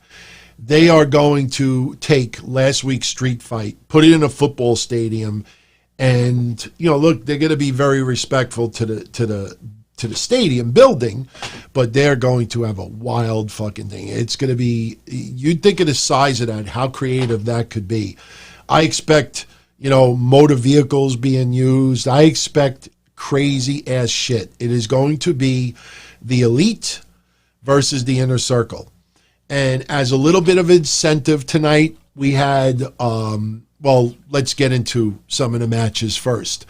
Opening match, wasn't even an opening match. We talked earlier about Cody with the fucking F-150 and the guardrail. That was terrible. Funny terrible. Wrestle crap terrible. Matthew, if that's not like at the beginning of wrestle crap, not only for next week, but for the year in review, something is wrong there. Or maybe AEW is threatening to come. I wanted to play it here. I swear to God, I tried to figure out, is there any way I could share with everybody here and not get flagged? I was like, no, I'm not going to take a chance. But we had Jungle Boy and Luchasaurus versus Best Friends. Best Friends gets the win. It was a decent match. I love, once again, the AEW wrestlers being around the arena, making noise, making people forget that there's no fans there. WWE is so goddamn stubborn. They won't do that, which is ridiculously stupid. But MJF, because you got to remember, Jungle Boy and Luchasaurus are baby faces. Best Friends are baby faces. So when MJF cheap shot at Jungle Boy, he did it without either team looking because he's a heel. And this is obviously to intensify their match taking place at Double or Nothing. This was the same match where Ray Phoenix came out, boom! Just seriously, just leveled Orange Cassidy. That camera work, one of my favorite spots in a very long time. It just looked great. Looked like something we all would love to do to some trolls online, right? Seriously. Then we get Wardlow, who nails Marco's stunt, knocks him the fuck out. I'm like, God, he's like that kid from House Park. Was the kid that keeps fucking dying? Kenny? That's what Marco's stunt is. Like, you keep killing Kenny. It's kind of like, I would remember when he did those videos with Tim White, the referee in WWE, where he kept like killing himself. It's sad that a lot of people out there watching this probably don't even know what I'm talking about. Probably one of the most whacked out series of segments that WWE's done in their history, if you actually look at all of that, that might be more whacked out than Katie Vick. If you actually just look at that, then maybe you do something where Marco Stunt keeps getting killed. Not physically killed, but just every week, just somebody nails Marco Stunt. It's almost like, when you show up, you got to show your ID before you let in the building or something like that. Like you show up, you got to just like knock him the fuck out before you let in the building. It's like a requirement. Like all wrestlers must be tested, must wash their hands, and must cheap shot Marco Stunt on camera. Because Fauci, make that a requirement in Florida, please. So we had Luchasaurus and Wardlow have a stare down. Who knows? Maybe they turn it into MJF teaming up with Wardlow versus Jungle Boy and Luchasaurus at Double or Nothing. It can either be two separate matches or maybe possibly a tag match. Don't be surprised if that changes. It could happen. Just me thinking one step ahead. Then we got the hot mess, which was Penelope Ford, Dr. Britt Baker, Hikaru Shida, Chris Statlander. Look, not everybody in that ring is horrendous. Hikaru Shida is the extremely talented one. Britt Baker has improved a little bit. Chris Statlander, she has moments. She has moments where she's outstanding. I forget what she did today. She did something in the ring that I was like, I don't remember what it was. She did something in the ring that was so, I know what it was. Oh, no, that's Penelope Ford with the handspring. But Chris Statlander did something also in the ring, and it was just horrendous. You actually, like I say, if you go back and you watch that match, watch it like 2 times. Britt Baker was not bad. Shida was not bad at all. But just one time watch, just focus on Statlander. Block everybody else out of your mind and just look at Statlander. There was like 2 or 3 times that, it looked like she injured herself. It was just sloppy. But Penelope Ford, like I said, she's extremely attractive. She's got those, what are they, stands? I keep seeing that word now. Is stands a good thing? I never really Googled the definition, but I see like people using the word stands more than anything else. So chat room, help me with that one. Is stands a good thing, or is that like, a goofy fucking guy who's, trying to be a white knight and claims others are white knights, but meanwhile they're the whitest knight of them all? Is that a good thing to say you're a stan? Oh, stands a die. All right, trust me. We don't have Penelope Ford stands online. We have Penelope Ford, people who whack off to, I'm talking about guys, older guys especially. They whack off to Penelope Ford. They're just like the whitest of knights. You go and you look back. All right, maybe we can't call them stands. Oh, yeah, crazy fans. Okay, yeah, you got a lot of Penelope Ford stands online. Go back and watch her work today. Especially the handspring. There's a couple of spots. She's not ready for prime time. All right, without a doubt, she gets massive heel heat online when she fools around with her boyfriend. And especially when she whips out the tongue, that pisses off people online. You take away Kip Sabian, and you got a very attractive girl that is still very inexperienced. She has some moments here and there, but overall, she can't tell a story for nothing. Go watch it. That's the reason why I had a 4-way, to basically hide, a lot of the hot mess that was in that ring. But in the end, you had Britt Baker with the mandible claw outside the ring to Statlander. Meanwhile, Shida's in the ring and pinning Penelope Ford. And Shida keeps her number 1 contendership, and that's when she moves on to take on Nyla Rose at Double or Nothing. It was funny to see a lot of people online that didn't know that Shida could speak a little English. And they watch like Dynamite every week, and sure, she doesn't get a lot of mic work, but they claim to have seen a lot of Shida matches. Didn't know she spoke any English at all. So, with that said, we had Matt Hardy, as Jim Ross called him, the world's most dangerous teeth, and Kenny Omega beating Santana and Ortiz. Okay match. Definitely a big step down from last week, but it was cool to see Santana and Ortiz back in the ring. early on, Kenny Omega hit the ring, got jumped from Santana Ortiz. Matt Hardy's music hit, came out. They were calling him Damascus because he's got the multiple personalities now. And it was a fun match. I mean, Guevara coming out with the neck brace, just was right to do after what happened last week. Seriously, man, I don't do it for likes. I don't do it for attention. I give compliments when deserving. You look at the first, 8-9 months of AEW on television, and you look at where some people were in the beginning and where they were now. And I'm not just talking about names that we weren't familiar with before, because a lot of people were not that familiar with Darby Allin. But you look at Sammy Guevara when he first started on AEW Dynamite, and you look at him now. I know this might come off as a stretch, but as far as character development, he's got to be in the top 5 of character development since Dynamite started. Dynamite, I see what a lot of people will do online because it gets tweet likes.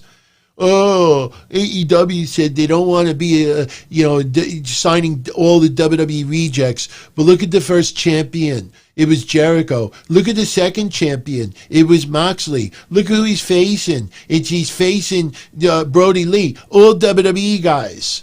Yeah, because they're well and want fans to have that crossover from WWE. And in the meantime, they're trying to build younger stars. Santana Ortiz, Impact without a doubt. But they are getting a nice rub from Jericho and from the teams they face. You see Guevara. Originally, everybody thought, it's kind of odd. Why is Guevara paired up with Jericho? It makes no fucking sense. Now, you see all those memes and all. It's building Guevara. You look at Darby Allin. They're trying to build him up. Even if you want to go Pineapple Pete, even though it kind of feels like a one-hit wonder right now, but that guy's been around. And yes, you're catering for very small fans that caught on to Pineapple Pete. They make a shirt for everything. Everything is a shirt now, which is fine. But they're trying to hit lightning with some names. And that's why even more, I think AEW Dark, Double Dark, Triple Dark, Dark, whatever it is, this is the time where some of those names need to be facing each other. Not one-sided, like I said earlier. Have Pineapple Pete fight fucking Joe Blow, and let's see some of these guys get a win on Dark. So, but look, in the end, Dark was decent, but it just was too one-sided, in my opinion. So getting back to AEW tonight, the match with Hardy and Omega, just a lot lower than last week. Kind of wish it was reversed. Would have liked to have seen last week. Tonight's match happened last week. Last week's street fight happened today. Then you have Jericho get on the mic and say, I challenge you to a stadium match. If you think about it, it's a nice escalation. Okay, last week would have been a regular match. Today would have been the street fight in the the back of the building. And then after that, how that went down, Jericho says, let's amp it up a notch. Stadium. Do it in the stadium. That's what I would have done. To me, it felt a little out of place. But it was funny because Jericho speaks drone. That'll probably be a shirt. Jericho speaks drone. He's talking to Vanguard 1, and he's challenging the Inner Circle versus the Elite, and Vanguard 1 accepts all that. And he's got Floyd, the Bat. I wouldn't be surprised if Floyd has his own merchandise, but he takes out Floyd, the Bat, beats the crap out of Vanguard 1.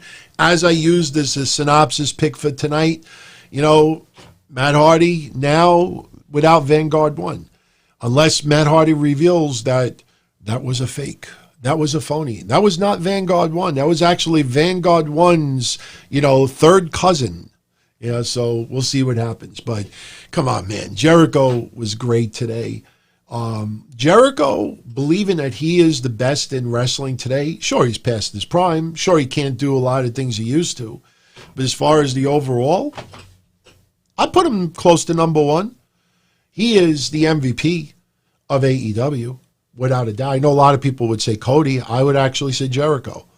But, hey, the match today went almost 20 minutes. It was long, but this leads to, the Double or Nothing pay-per-view. We already talked about Darby Allin and Taz. We talked about Nyla Rose and Hikaru Shida. I found your kendo stick, bitch. And then next week we have Orange Cassidy and Rey Fenix. MJF beating Lee Johnson. Then MJF, challenger Marco Stunt. This is all to lead. In fact, you know what? Wouldn't surprise me if Marco Stunt beats him next week with the help of Jungle Boy. Maybe as a distraction. If it happens, hey, we just spur the moment prediction. Then we had the match with Jericho beating Pineapple Pete in a minute. They announced next week 10 versus Jon Moxley, which honestly, look, I have nothing against 10. I have nothing against Christopher Daniels. I have nothing against some of these guys. But I don't know why AEW thinks that Brody Lee versus Christopher Daniels for the last 15, 20 minutes of AEW Dynamite is going to be a ratings draw. 10, if they put him against Moxley next week, it better not fucking close out next week because there's no drawing power yet. I know that, that a lot of the names that they're facing are name value, but sorry, man, nothing against Christopher Daniels. If he was main eventing TNA Impact 10 years ago, I think I'd probably be more glued to my TV. But there's no fucking way that Christopher Daniels is beating Brody Lee going into this pay-per-view. And no matter what happens in the match, it's Christopher Daniels versus Brody Lee. I don't know. AEW is a little confusing sometimes. And again, this is where I think they put a lot of wrestlers who are extremely committed and dedicated for AEW. And they think because of that, let's reward them and put them in a main event. And I'm sorry, man, it doesn't, if they don't care about the ratings that much right now, then you do what you do. But some people putting some of those, like I said, Kip Sabian, he gets under people's skin. But Kip Sabian right now, there is nothing about Kip Sabian at this point in his career that makes him must-see TV. Don't say to me Penelope Ford, because I can go on Porn XS right now and find 1,000 Penelope Fords, and guess what? They're naked and she's not. So it's not that. It's just, AEW puts a lot of value in Kip Sabian, but that doesn't mean you showcase him as much as you do. Just my opinion. Somebody gave me, I think this is the first time on Wednesday Night Don-O-Mite. If I took my M&Ms with peanuts, fuck, marry, kill, Kenny Omega, Sammy Guevara, Marco Stunt. If you're saying to me that if I was gay or a woman, who of the three would I want to hook up with? Man, that is a hard, I really, Anthony Diaz, you're putting me in a rough spot here. I'll say this. In my perception of how women react online to those three guys, I think the women probably would get attracted a lot more to Sammy Guevara than Kenny Omega. Maybe older women with Kenny Omega, but I think the very young girls out there, I think Marco Stunt would be like, oh, he's nice, leave him alone. Like, he would get like the hug and he might feel somebody's chest if he's lucky, but I think he would get like sympathy love, but I think Guevara would be the one that would probably bang all the women in a club, in my opinion.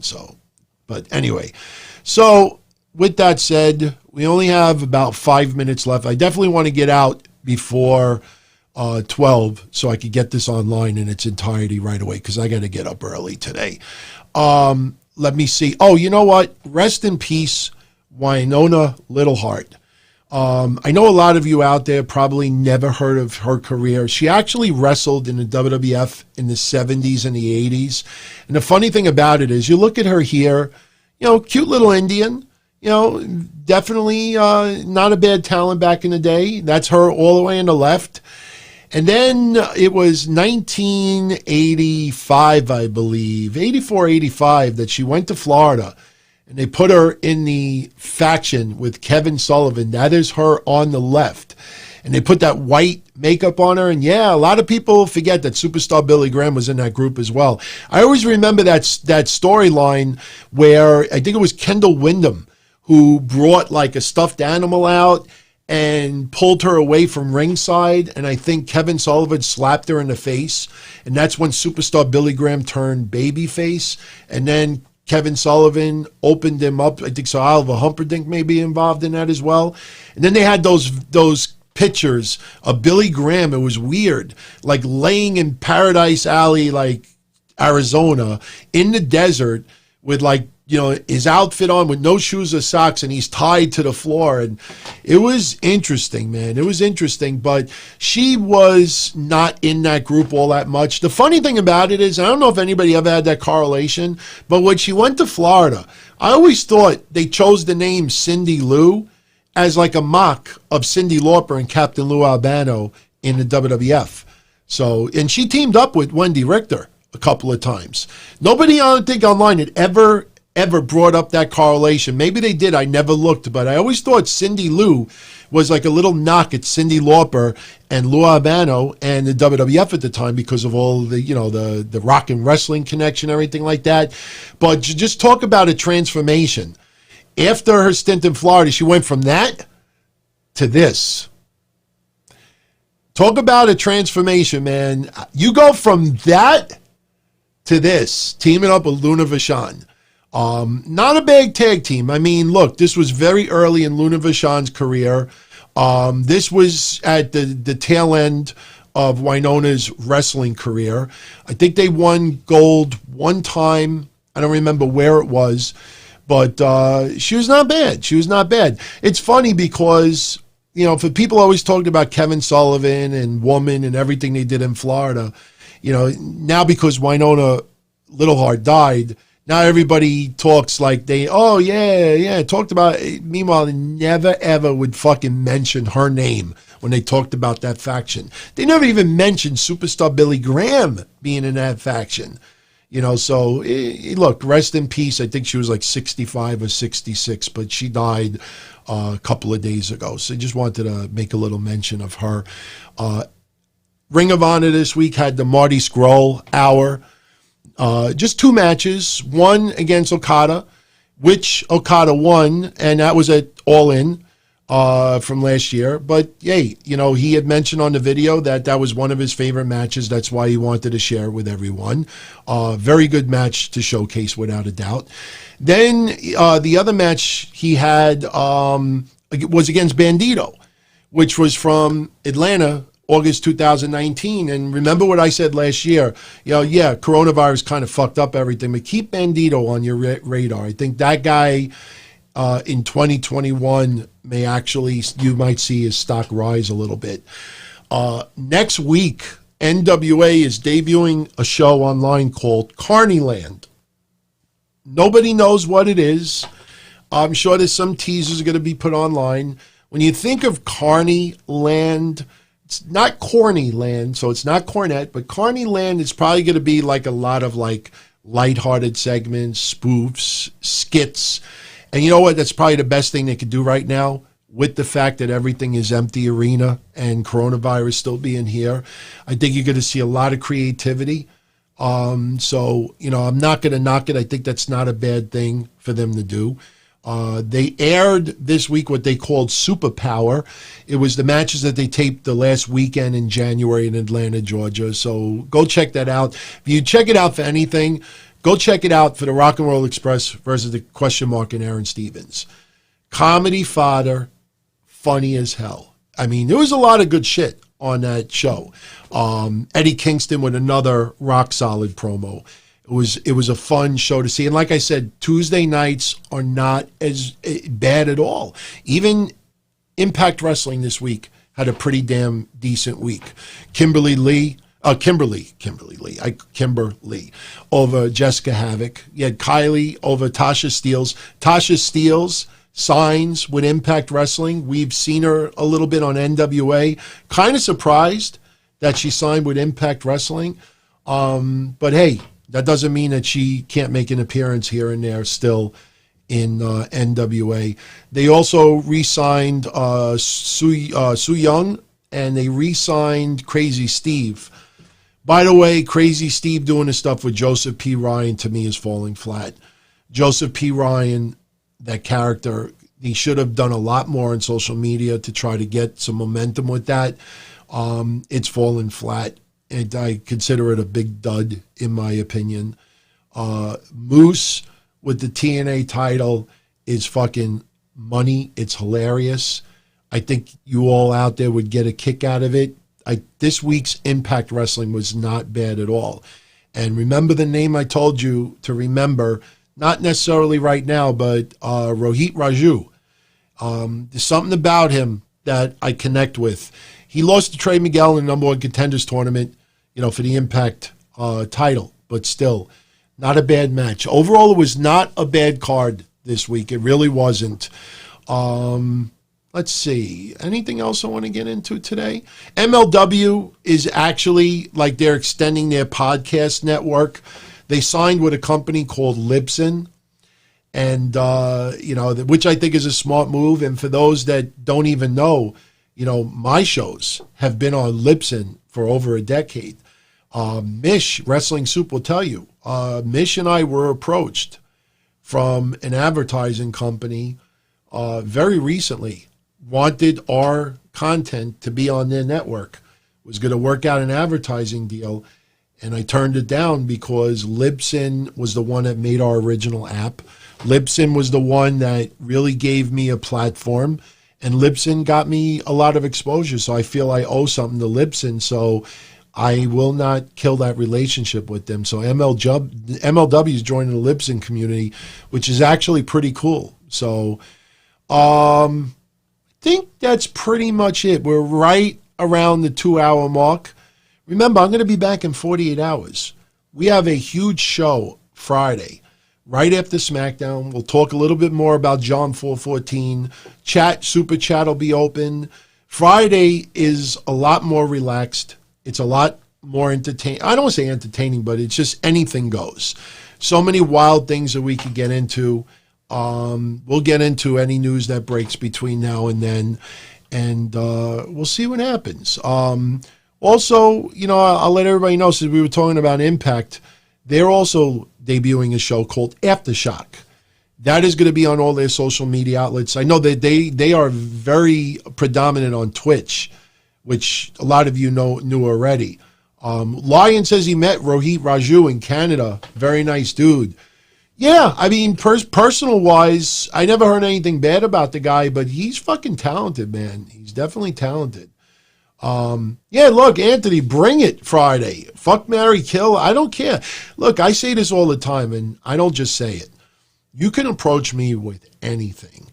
You could ask me anything. Nothing, almost nothing is out of bounds. You want to criticize, you want to challenge me on something, I welcome it, man.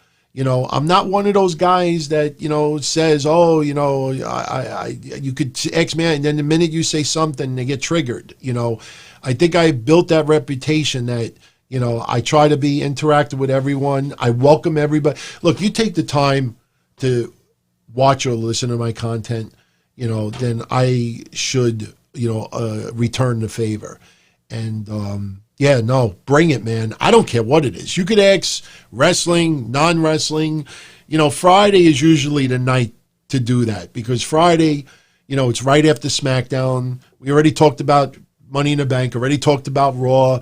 Wednesday, so, we talk a little bit about SmackDown, other news, ratings, and then everything is everything is on the table. Nothing is out of bounds. And yeah, Anthony, man, absolutely. If you want to get into, some political stuff, we definitely could talk about pretty much anything, like I said, and as time goes by, I really already wanted to launch another show here that's non-wrestling, but with everything with COVID right now, and plus still getting used to the video aspect of all of this, obviously we're going to wait a couple of more months, but believe me, once baseball gets back, football, basketball, we'll definitely be doing a podcast directed to that. There is somebody on the horizon that I already talked to about doing co-video shows here, And I think some people will be very pleasantly surprised who that person is. I don't want to blow it up yet because, hey, it may not happen. And the one thing I don't like doing, I don't like promising things or, opening up, something where like everybody's like, oh my God, that would be awesome. And then it doesn't happen.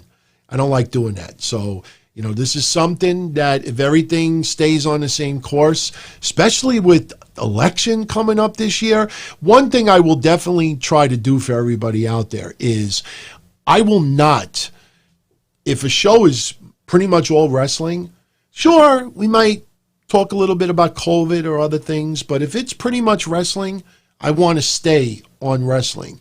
If we're going to talk about other sports or other stuff, I definitely want to save it for a different show. This way, everybody knows when they are checking out their show, they know exactly what to expect. The last thing I would want is for anybody to tune in. Like I said, that's why Wednesday. I vowed to really talk on Wednesday about every other promotion except for Raw and SmackDown, because everybody talks Raw and SmackDown.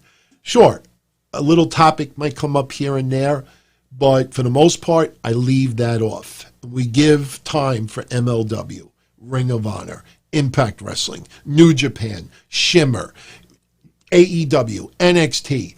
No one else is doing that. And I thank you all for hanging around and tuning in for that, because believe me, this was a show that I knew would be a difficult challenge to watch both shows at the same time.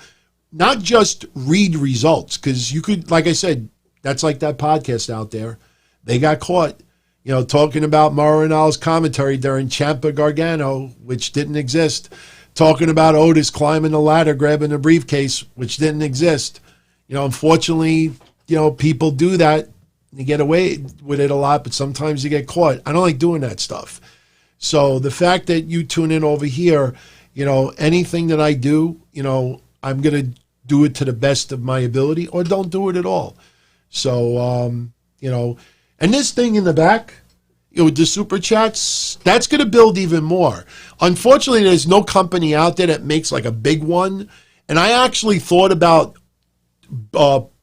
installing an arm in front of me that extends all the way back on my chair and put that son of a bitch right over here. The fucking balloon machine.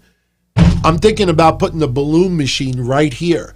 This way, when that balloon machine goes off with super chats, the balloon blows up like right in front of my face, so we could actually see it. Because back there, that one day was a disaster.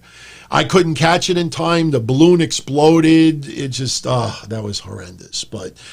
And we're gonna do more things. Definitely gonna do more things.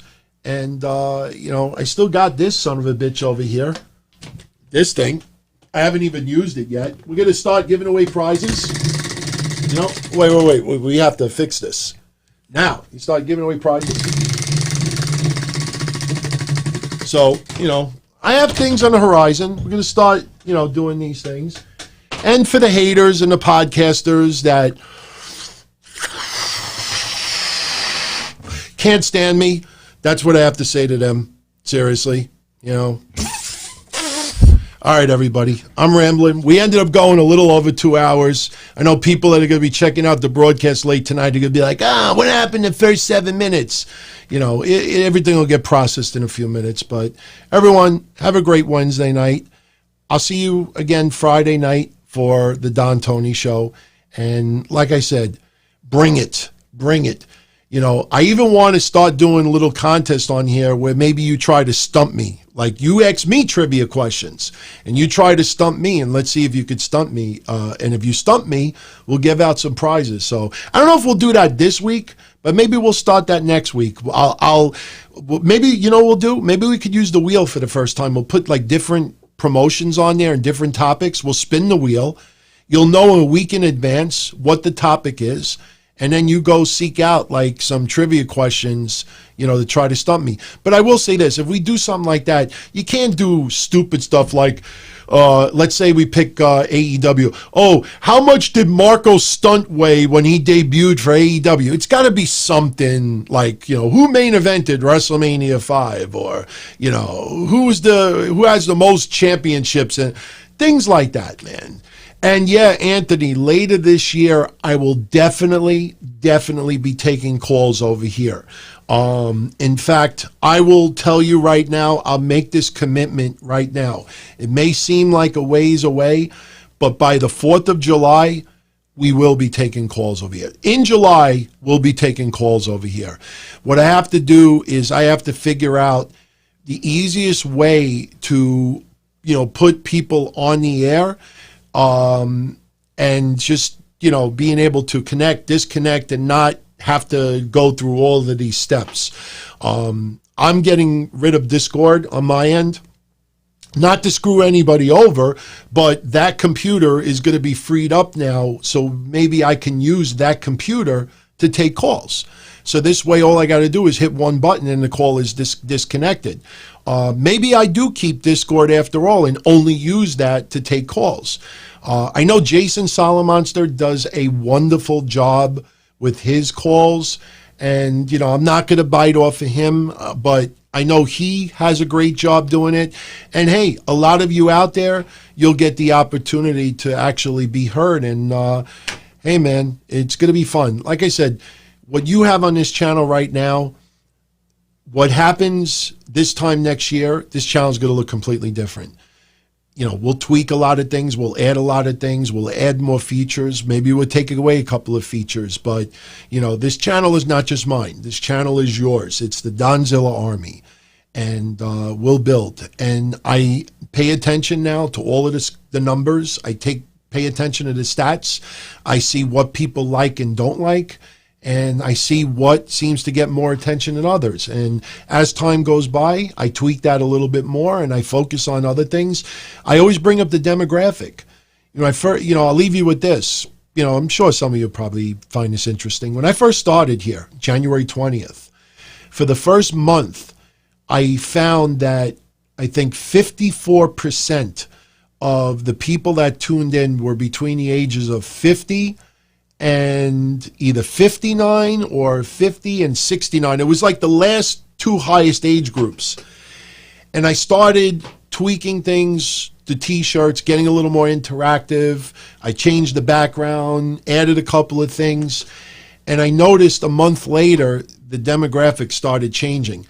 Right now, the demographic, the number one demographic that tunes into all of my shows here is between 20 and 29. I think 20 and 29 or 30 and 39, but put it this way, between the ages of 20 and 39 is about 65 to 70% of everybody who tunes on in here, which is cool because I'm not trying to be a 30-year-old again or a 20-year-old again. But the fact is, we could talk about some topics that might be great memories for me as a kid, but for a lot of you out there, you weren't even born yet. Dark Side of the Ring. I guess we can mention this before I go. Yesterday I had Dark Side of the Ring. Well, Hawk. That's the only thing I could do about Hawk. Well, I can't do nothing else. I used to be able to do but I can't do nothing else. When he go on the mic, go, well. But I watched that yesterday. I got through half of it, and I'm like, look, man, it's nice to see a couple of faces you haven't seen on mainstream TV in a while, but they fucking do Legends conventions. They do shoot interviews. They do podcasts. It's not like these people fucking got buried in the ground the last 20 years and now they're just coming out, to go get the papers, and show themselves on Vice and then go back in their rabbit hole. Everybody that says that are just people that really don't pay attention to other stuff out there. Well, see, now I'm fucking it up. So I should have just left it to, well, I can't. It's too late now. But, I watched it yesterday. I still remember I was doing podcast when he died. If I remember, he was 46 years old, and wasn't he like moving furniture earlier in the day? In fact, you go back to Wayback Machine. Go to Wayback Machine. Type in wrestling-news.com and go click the month that Road Warrior Hawk died. Not only will you see, all the tributes that we all gave him at that time, but myself and Georgie and Macropolis actually set up like a memoriam online with the funeral home. If you go check history, I swear to God, Google it. I don't lie. You could go check it for yourselves. When Road Warrior Hawk died, when Crash Holly died, when Bam Bam Bigelow died, when Hercules died, myself and Georgianne, all 4 times, maybe not Bam Bam. I don't think it was Bam Bam, but those 3 times, we actually, in our pockets, paid to have the memorial section of the funeral home where people could leave tributes and comments and this and that. And if you think I'm making up, like I said, do a Google search or go to Wayback Machine and just go on my website and you'll see the links right there. The one with Hercules was probably the biggest one of them all for some reason. There was another one too that I'm drawing a blank right now. I can't remember who it was, but he died and had family. And I remember we paid, the funeral home to put up this, tribute section. I can't remember who it was. Damn, I'm pissed off because I remember he had children too. It wasn't Bam Bam. I remember Hercules is clear as day, and I remember Crash Holly's, and I remember Road Warrior Hawks, but there was another one that's escaping me right now that's really pissing me off because I remember the tributes were really hard. It wasn't Eddie Guerrero or anything like that. It was somebody that was not a WWE guy at the time. But yeah, I missed them all, man. Hercules, he was retired long before this. I'm sure I'll remember it and I'll just post it online or something like that. But, hey, it is what it is. So, but the Vice show last night really, in my opinion, did not reveal all that much. Once again, it feels like haterade on Vince McMahon and WWF. I didn't like the drunk storyline either. I thought it was stupid. Sometimes they try to put reality in there and maybe the person makes a mockery of themselves and it might help them, get through what they're getting through or maybe look back on it. But, there was a couple of things that I didn't like. But yesterday I don't feel like I learned anything. I don't think I learned. Well, that might have been the best one, actually. But, but it was not a bad episode. Like I say, the Vice episodes, you can't go wrong watching any of them. They're not bad. But if you're going there to expect some earth-shattering stuff that you never knew before, this is what I leave you with. You think of every shoot interview. You think of every podcast. You think of every Legends convention. You think of every Q&A. You think of every podcast that a lot of people have been on that have talked about these people. If there was some real exclusive dirt sitting out there, it would have been dug up, talked about, buried, dug up again, talked about, buried. It would be brought up over and over and over again.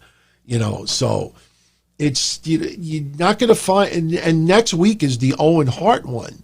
And the Owen Hart one, I don't even know if I want to see it because, we're going to, it feels like, again, haterade on the WWF. Should they have stopped the show that night? In my opinion, yes. Yes, I would have stopped the show. That's what I would have done. Easier said than done when you realize that maybe they didn't want to freak anybody out. Maybe, they didn't want anybody to, hey, I always think, when my grandmother died, I remember my father calling me up. Like, where are you? He said, I'm in my office. Why? What's going on? He's like, could you come home? And I'm like, yeah, what's wrong? What's wrong? He's like, your mother's fine. He's like, just come home. And I'm like, what's wrong? What's wrong? And I convinced him, and he told me about my grandmother. And I drove home all distraught and everything like that. So my father would have preferred that I finish doing what I'm doing and then break the news to me. Plus, when you think of pay-per-view companies, and I understand what you're going to say, oh, that's all about money then and that. It's not as easy as just turn it on, turn it off. So I don't agree with them keeping the pay-per-view going, but I understand that it's not as simple as just shut it down, But next week, like I said, you're gonna see people on there that are gonna make you cry because Owen Hart's tragedy, made everybody cry. It is not something, that that, you know, you're going to see wrestlers talk about him ribbing people, which will put a smile on everybody's face, but those are stories we already know. So really, what is going to be revealed? This is basically what I say Vice is like the Cliff Notes for anybody out there that never read a book, a particular book, never took a time to read the particular book, and wants like a 1 hour Cliff Notes version of it. And because some people are not interviewed that should be interviewed, it is kind of a distorted view of what happened. And in some of the Vice episodes, they definitely went out of their way to try to rewrite history a little bit differently. And, you know, what blew me away, and I don't like shitting on anybody individually, but I thought this was funny last week. I think it was David Bixenspan, which I call Spick and Span because, you know, he's like, what do you Spick and Span for dirt? I don't like that guy at all. But trying to tweet fuck everybody last week about, a couple of months before, Snooker assaulted his girlfriend and Vince tried to keep it under the rug and this and that. And you see these websites like, look at this reveal, never heard it before. And I was like, motherfucker, go check out my This Week in Wrestling History Season 2. Last week, I think it was like episode 19. I, for about 15 minutes, got into the entire police incident where Snooker beat up like the 9 cops tried to restrain him, and he had to plead to a lesser charge and had to do a charity wrestling event, and his girlfriend had bruises on her and she decided not to press charge. But again, people listen, but they hear it, but they don't listen. I covered this a year and a half ago, but nobody paid attention to it. But because Spick and Span with the blue check mark talks about, look at this breaking news, never heard before, look what Vince did. The information is out there. It's just that nobody wants to take the time to pull it. And when you see these Vice episodes, you know, they try to change the narrative, you know, to fit, you know, what it's going on. And I think it's a little unfair. And I'm not sticking up for WWF in any of these episodes, but I think it's a little unfair when you have a group of people telling their version of the story, and then there's a lot of other people who really actually, you know, is involved with this, and they're not interviewed, they don't comment, there's nothing at all. So you have this side and this side, but you don't have the whole story. And me, I don't like when you try to cover something and half to 2/3 of the story you don't have, or the interviews. But I will still say Vice episodes are definitely, if you want to just, I always say this, John Gotti, I have watched 15 to 20 different documentaries about John Gotti. There's one on Amazon Prime right now, The Last Don or something like that. I watched it 2 weeks ago, and it was garbage. It was garbage. It talked about the arrest and the trials and everything like that, and for the first half of it, I thought it was fine. Then all of a sudden, they interviewed one lawyer, and then I realized the lawyer's like, he was stupid and all he cared about was publicity and this and then okay, I see. That the whole meaning of this is to set up what happened, and in the end, he got arrested, he got pinched, and he died in jail because he was stupid and he got greedy and this and that. That's what people are. So, Anthony Diaz, I don't love John Gotti, but there's a lot of him that I knew, that I saw personally, that I had seen, and it's not just cut and dry. It's too much to explain here. Maybe we'll talk about it Friday. It's a wrestling show. But my point is that, you know, you watch 10, 15 documentaries about certain topics. Watching another one can't hurt. But, you know, when people are like, oh my God, Dark Side of the Ring, greatest thing ever. You know, they're looking to get tweet fucked from the people that make Dark Side of the Ring. That's what they're doing. So it's not the greatest thing ever. It's just, you know, they're rehashing a lot of stories. Like I said, the minute they put Brawl for All as Dark Side of the Ring, that's when I knew, you know, they're running out of things to talk about. Brawl for All might have been a dumb creative decision. That's not Dark Side of the Ring. I see all these goofs, it ruined Bart Gunn's career. No, it fucking revitalized his career. Go back and relive history. But they want to portray it a different way. And hey, you know, probably that's how they got Bart Gunn to be part of this. He did a shoot interview talking about this before. So, enjoy it, but don't, use that as your source for everything that happened. The Road Warriors documentary that WWF put out was a good one. This adds to it, but it's not a replacement for the actual facts. There was a few things. There's a lot of things they left out that were very important. So even the tail end of the Road Warriors career wasn't even mentioned. When they came back to WCW in 96, when they made that one memorable appearance in the WWF, I think it was against Kane and Rob Van Dam, you don't think that was special to me? Go look at the date that match went down. Whatever week that fell into, go to my history show. I played it in its entirety, and I gushed about it for about 10 minutes. So, anyway, everyone, Reverend Don Tony preaching, as Darren calls it. So, I'm going to jet out of here. Obviously, I went 25 minutes way too long. So everybody trying to tune in on YouTube right now to get the whole full show, they're going to have to probably wait a half an hour so we could process. But, hey, man, it's been real and fun as always. I thank you all for the support. On the way out, if you enjoyed the episode, please consider hitting the like button because that will give recommendations to others, and I thank you for that. If you enjoy the channel, please subscribe. Approaching 11,000, which is just flat out amazing. I thought I would get it to 10,000 by December. And we're past 10,000. It's not even 4 months yet. That's incredible. And the more I see everybody subscribe, the more I will definitely do for all of you out there. And the haters, they feed it too. They feed it. I live off it. I don't like it. Nobody likes it. But it gives me the drive because, again, success is the ultimate this to people online. People that just want to shoot you down because their life is crummy. Success is the ultimate this. Don't stoop down to their level. I made that mistake many times before. I put dirty laundry on shows back from the Minority Report days. I did it here on the Monday show a couple of years ago, 3-4 years ago. And I realized, no. I know some people love the dirt. Some people, and I've been saying this since 1997, there's a lot of people out there, some of you listening, that find real life fighting more entertaining than the wrestling storylines you see on TV. Meltzer, Russo, Satin, Cornette, Alvarez. I mean, none of these people anyone is forced to pay attention to. Still blows me away why podcasters who hate Meltzer can't get his fucking name out of their mouths.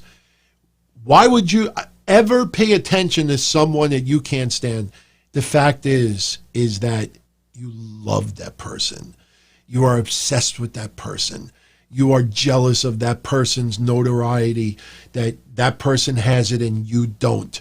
Because if you really dislike that person and put no credence in his matches being 7 stars in the Japanese and AEW favoritism, then you would just ignore that guy and focus on people that you do care about. But those wars that you see, a lot of people find that, give me the popcorn, let me sit back and watch these guys yell and curse each other out. And that's more entertaining than seeing some of the storylines on TV. I get it, man. I get it. So, all right, everybody. Let me jet out of here. Have a great night. Enjoy Thursday. Enjoy SmackDown. The ratings. Holy shit. Thank you, Johnny. Thank you. The ratings. So, I said earlier tonight, I thought 664 for AEW. AEW this week, even though they had the cast of characters on TV, unfortunately, though, I found myself enjoying this week's AEW a hell of a lot less than last week. Not every match could be memorable like the street fight last week, and you wouldn't want that either. But this week did not entertain me anywhere near as last week. Maybe because we were missing a little bit of the bubbly bunch, all those things. And so I'm going to, I'll stick with 6. I'm debating between 664 and 684. I missed the rating last week by 1,000. So do they take a gigantic drop? The Cody thing early on was really, really god awful. I'll go in the middle. I want to say 664 so bad, but that sounds awfully low. I will say 677. I'll stick with 677. NXT this week does not win without a doubt. NXT, just a lot of things lacking. A lot of promos and but still it just fell flat. I think NXT is 6. What did NXT get last week? I think it was 660. I got to go with 639 for NXT. And what did I say? 677 for AEW. So that's it. 677 for AEW, 639 for NXT. That still feels low, but I don't know. There's just this week's wrestling was nowhere near must-see TV like last week. So, but hey, man, look at it like this. A lot of people are taking notice of this. Not everybody watches both shows at the same time. Very few. And when you add up AEW and NXT together, that's 1.3, 1.4 million viewers, close to that. What is Raw getting? 1.8, 1.9? So Wednesday Night Wrestling is not that far off than Monday Night Wrestling. So it would be very interesting if AEW and NXT would air on different nights. Be interesting if one of them moved to Tuesday or Thursday nights to see. I don't think AEW would move. I think NXT ultimately would move. Be very interesting to see what their ratings would be if they were in head-to-head. So, all right, we'll see what happens. Everyone, post your feedback. I read them all. And let me know what you think about some of the conversations tonight. Go out of your way and see that Cody skit that I talked about early on if you didn't see it yet. It was that bad. And don't take personal. My criticism of Penelope Ford, she has plenty of time to improve. But, let's not judge someone because they have a hot piece of ass or they have beautiful tits or they have a beautiful face or they're blonde or brunette or if they you get aroused by them. That's just, I don't want to say it's superficial, but, that's it's pretty shallow when you gush over that. But when someone else likes a particular wrestler, you don't, you make fun of those people. So, I talk about their wrestling ability. So anyway, everyone, I'm out of here. Have a great night. All the best as always. I'll catch you all again Friday with the Don Tony Show. I hope to see you there. And I'm out of here. Much love, everybody. Talk to you again Friday. Be well.